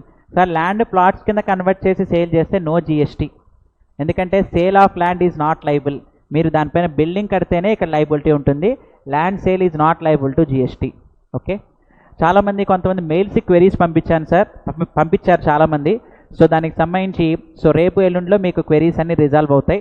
So మీరు చాలామంది దీనికి మెయిల్ చేశారు, కానీ సో కొంచెం ఈ sessions ఉండటం వల్ల మనకు కుదరలేదు క్వెరీస్ సాల్వింగ్. సో మీరు దీనికి మెయిల్ చేయండి. సో ఈ క్వెరీస్ అన్నీ కూడా మీకు రేపు ఎల్లుండిలో అన్నిటికీ కంక్లూషన్స్ ఇస్తాను. So next sir, one of our client has GST registration in Telangana state and another in Maharashtra state. Okay, but no transactions, can I transfer? Sir అలా క్రెడిట్ ట్రాన్స్ఫర్ చేసుకోవడం కుదరదు సార్. ఎవరి క్రెడిట్ వాళ్ళే యూజ్ చేసుకోవాలి, ఎవరి ఇన్పుట్ వాళ్ళే use చేసుకోవాలి. మీరు స్టాక్ అంతా దీనికి ట్రాన్స్ఫర్ చేయండి, అప్పుడు క్రెడిట్ కూడా మీరు ట్రాన్స్ఫర్ చేసుకోవచ్చు. అంతేగాని డైరెక్ట్గా ఒక క్రెడిట్ ఇంకో చోటకి తీసుకెళ్ళడానికి లేదు. Next sir, 110%. ఓకే, 10% ఇప్పుడు అడిషనల్గా తీసుకోవచ్చు అని చెప్పి అనుకున్నాము. మరి అది క్యుములేటివ్గా చూసుకోవాలంటే రీసెంట్గా ఒక 1 వీక్ బ్యాక్ డిపార్ట్మెంట్ క్లారిఫికేషన్ ఇచ్చింది. ఎప్పటికప్పుడు క్యుములేటివ్గా 2A క్యుములేటివ్గా మన బుక్స్లో ఎంత చూసుకోవాలి, 10% మాత్రమే ఇప్పుడు అడిషనల్గా తీసుకోవాలి. చాలామంది ఇప్పుడు 20 అనుకుంటున్నారు సార్. మన క్యుములేటివ్గా చూసుకోమని మాత్రమే సర్క్యులర్లో క్లారిఫికేషన్ ఇచ్చారు. Still the rate is 10% only. Next తర్వాత at the outset. Okay, does the voluntary registration would make compulsory to collect GST? Yes, compulsory జిఎస్టీని కలెక్ట్ చేయాలి. Once register you are always liable to pay GST, you can collect it. Next about 2 lakhs refund ఉంటే కనుక inverted duty స్ట్రక్చర్కి కూడా CA certificate కావాలా? ఇనీషియల్గా అవసరం లేదన్నారు, కానీ సో రీసెంట్గా నిన్న మొన్నట్లో రిలీజ్ చేసిన సర్క్యులర్స్లో సో వీటికి కూడా సిఏ సర్టిఫికేషన్ మ్యాండేటరీ అని చెప్పి రీసెంట్గా స్పెసిఫై చేశారు. So based on that yes it is mandatory అని చెప్పి ఇక్కడ నేను స్పెసిఫై చేస్తున్నాను. సో నెక్స్ట్ వచ్చేటప్పటికి sir, will realisation impact in export of services or refund? Sir realisation అనేది ఎల్యూటీ సబ్మిట్ చేసిన కేసులో మ్యాండేటరీ. 1 year లోపు అక్కడ కనుక మీకు ఫారెన్ కరెన్సీ రియలైజ్ అవ్వకపోతే మీరు క్లెయిమ్ చేసింది మళ్ళీ రిఫండ్ తిరిగి గవర్నమెంట్కి ఇవ్వాల్సిన ఆబ్లిగేషన్ వస్తుంది. ఎస్, మీరు రియలైజ్ చేస్తారన్న ఇంటెన్షన్తోనే మీకు ఇక్కడ రిఫండ్ విత్ ఇంట్రెస్ట్తో సహా ఇచ్చేది. రియలైజ్ కనుక అవ్వకపోతే లేదు సార్, మీకు మళ్ళీ మీరు క్లెయిమ్ చేసిందంతా రిటర్న్ ఇచ్చేయాల్సిన అవసరం ఉంటుంది. Whether we can consider 2 years from date of payment in DRC 3? కాదు సార్, నార్మల్ 3B ఫైల్ చేసిన దగ్గర నుండే 2 years అనేది మనం ఇక్కడ కన్సిడరేషన్ చేస్తాము. Okay, next what is the status of interest demands raised by department on gross tax liability without considering ITC? అది already మొన్న డిపార్ట్మెంట్ క్లారిఫికేషన్ ఇచ్చింది సార్. మళ్ళీ మీరు నెట్ ట్యాక్స్ మీద ఇంట్రెస్ట్ కడితే చాలు, గ్రాస్ ట్యాక్స్ మీద మీరు పే చేయాల్సిన అవసరం లేదు. నెట్ ట్యాక్స్ మీద మీరు పే చేస్తే చాలు. Okay, next sir, please explain about wrong entered instead of IGST. అది ఆల్రెడీ చెప్పుకున్నాం సార్. అవుట్పుట్ తాలూకు అయితే కనుక మీరు RFD 1లో తప్పు కట్టిన ట్యాక్స్ని పే చేసేసి, అదే కరెక్ట్గా పే చేయాల్సిన చేసేసి తప్పు కట్టిన ట్యాక్స్ని మీరు రిఫండ్ క్లెయిమ్ చేయండి, అదొక ఆప్షన్. లేదా మీకు సెకండ్ ఆప్షన్ ఏంటి అంటే మీకు ఫర్దర్ మంత్స్లో 3Bలో అడ్జస్ట్ చేసేసుకోండి. అదే ఇన్పుట్ తాలూకు అయితే కనుక ఈ సెప్టెంబర్ వరకు టైం ఉంది. మీరు ఎక్సెస్ అవైల్ చేస్తే ఎక్సెస్ అవైల్ చేసింది రివర్స్ చేయండి, షార్ట్ క్లెయిమ్ చేసింది ఈ సెప్టెంబర్ లోపు క్లెయిమ్ చేయండి. 5 సంవత్సరాలకైతే ఛాన్స్ లేదు సార్. నెక్స్ట్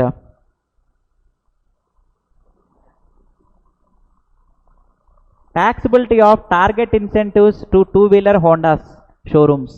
సార్ ఇక్కడ టార్గెట్ ఇన్సెంటివ్స్ చాలామంది ఈ 2-wheeler షోరూమ్స్కి, కార్ షోరూమ్స్కి, మారుతి సుజుకి ఇలా వీళ్ళందరూ కూడా ఏంటంటే ఇన్సెంటివ్స్ ఇస్తూ ఉంటారు డీలర్స్కి.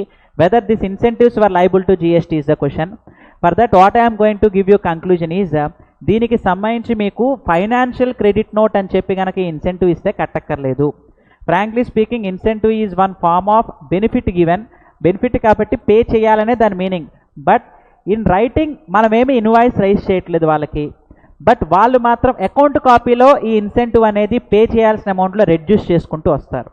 So for this purpose you need to obtain a financial credit note from the company. Company నుండి ఫైనాన్షియల్ క్రెడిట్ నోట్ తెచ్చుకుంటే you need not pay GST on the incentives. Keyman insurance policy మీద ITC ఎలిజిబులా? No. Life insurance policies, keyman కూడా one type of life insurance policies, it's a blocked credit, ITC is ineligible. GST refund in case of export of services filed 6 months back. The application is accepted but refund not credited. Okay sir, మీరు డిపార్ట్మెంట్ని వెళ్ళి అడుగుతూ ఉండండి, మీకు interest 6% కలుపుకుని మరీ మీకు ఇస్తారు. Okay, next in GSTR 9 how to show 17-18 details in 18-19. So అది GSTR 9కి సంబంధించింది సార్. 10, 11, 12, 13 టేబుల్స్ ఉంటాయి మీకు GSTR 9లో. ఆ టేబుల్స్లో మీరు ఫిల్ చేస్తే సరిపోతుంది. బట్ ఇది అందరికీ యూజ్ అయ్యేది అయితే కాదు. How to adjust tax paid against reversal of 18-19 in 19-20 through DRC 03. Sir మీరు DRC 03కి వెళ్ళిన తర్వాత పేమెంట్ వరకు వెళ్ళండి. పేమెంట్లో మీకు ఆల్రెడీ కనిపిస్తుంది క్యాష్ లెడ్జర్ ఎంత ఉంది, క్రెడిట్ లెడ్జర్ ఎంత ఉంది అని చెప్పి.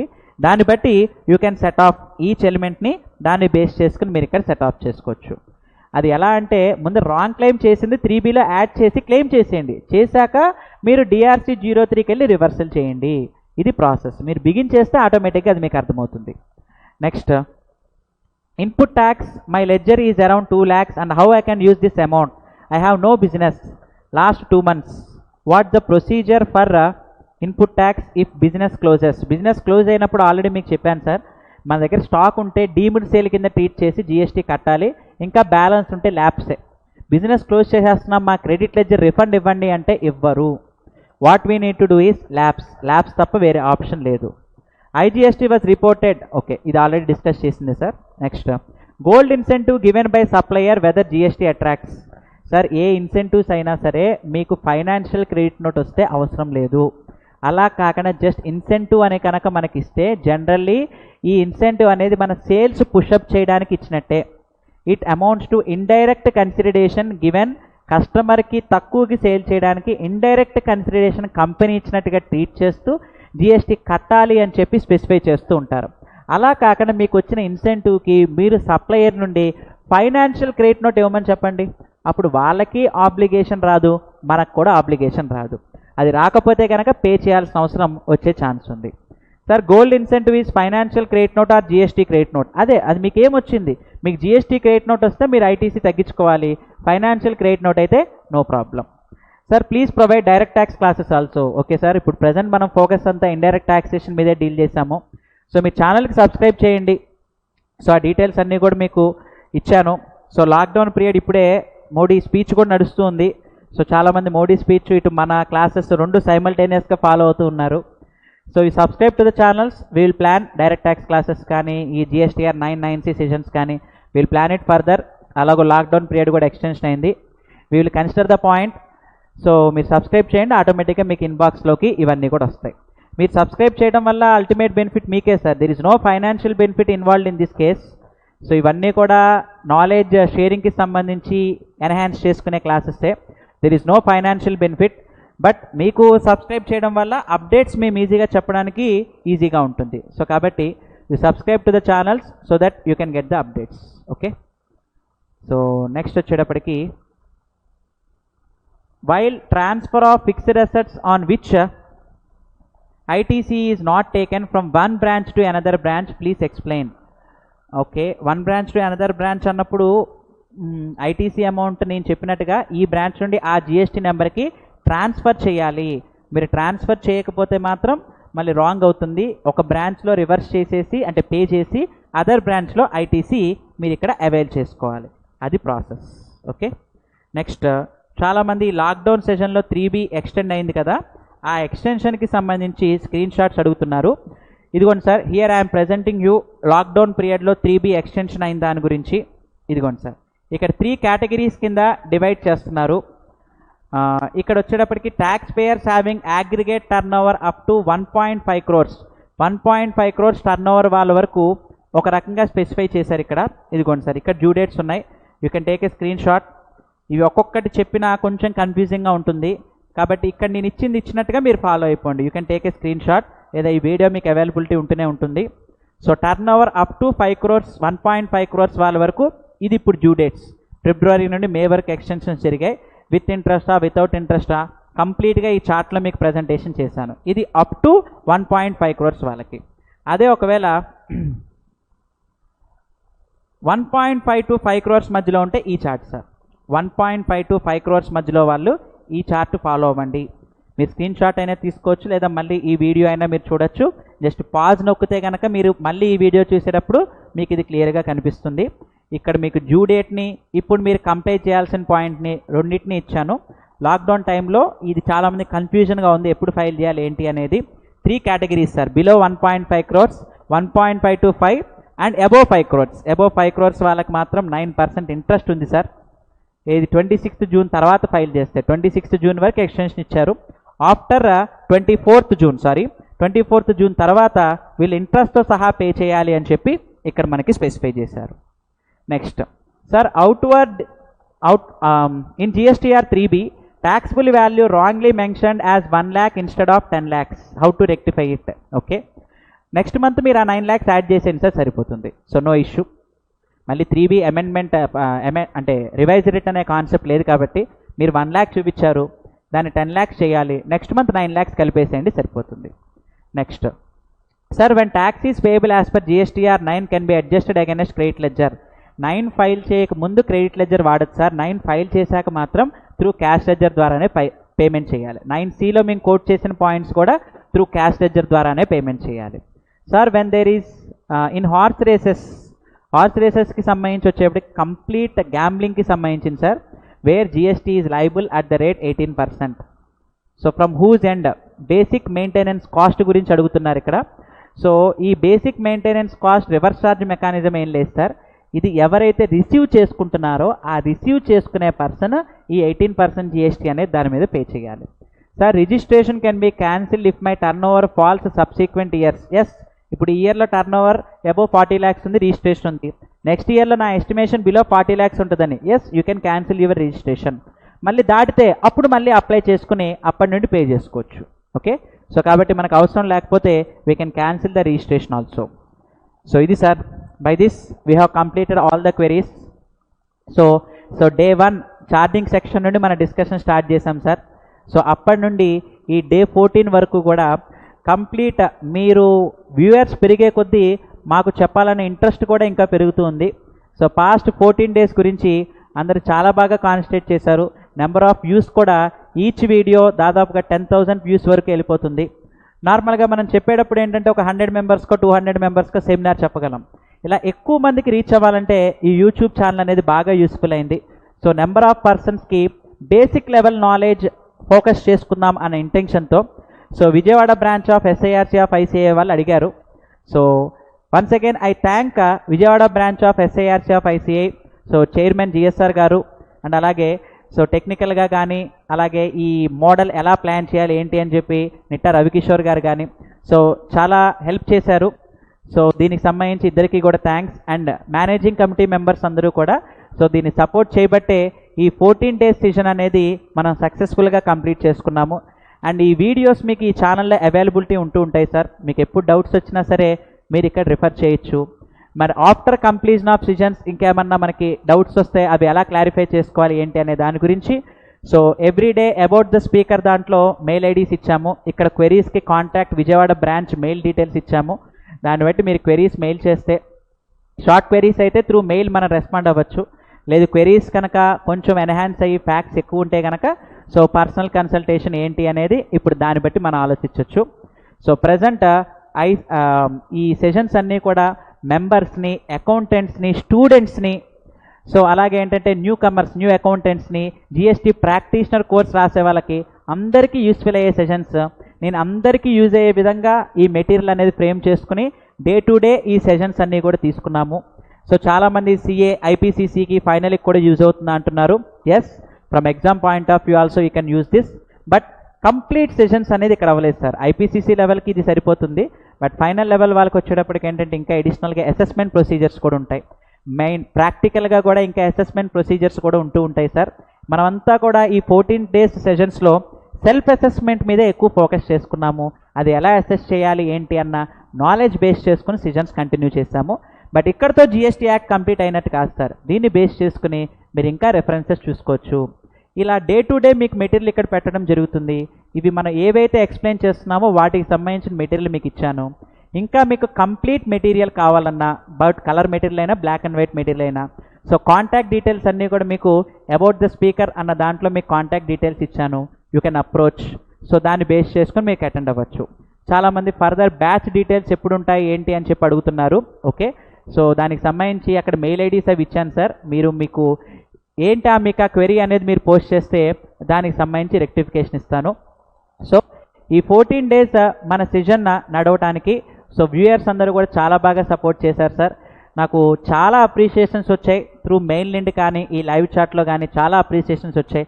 ఆ అప్రిషియేషన్స్ని 1 by 1 చదివి మళ్ళీ రిపీట్ చేయడం మనకి టైం పర్మిట్ చేయదు కాబట్టి సో నాకు అప్రిషియేషన్ ఇచ్చిన వాళ్ళందరికీ కూడా so thank you very much sir for supporting these 14 days.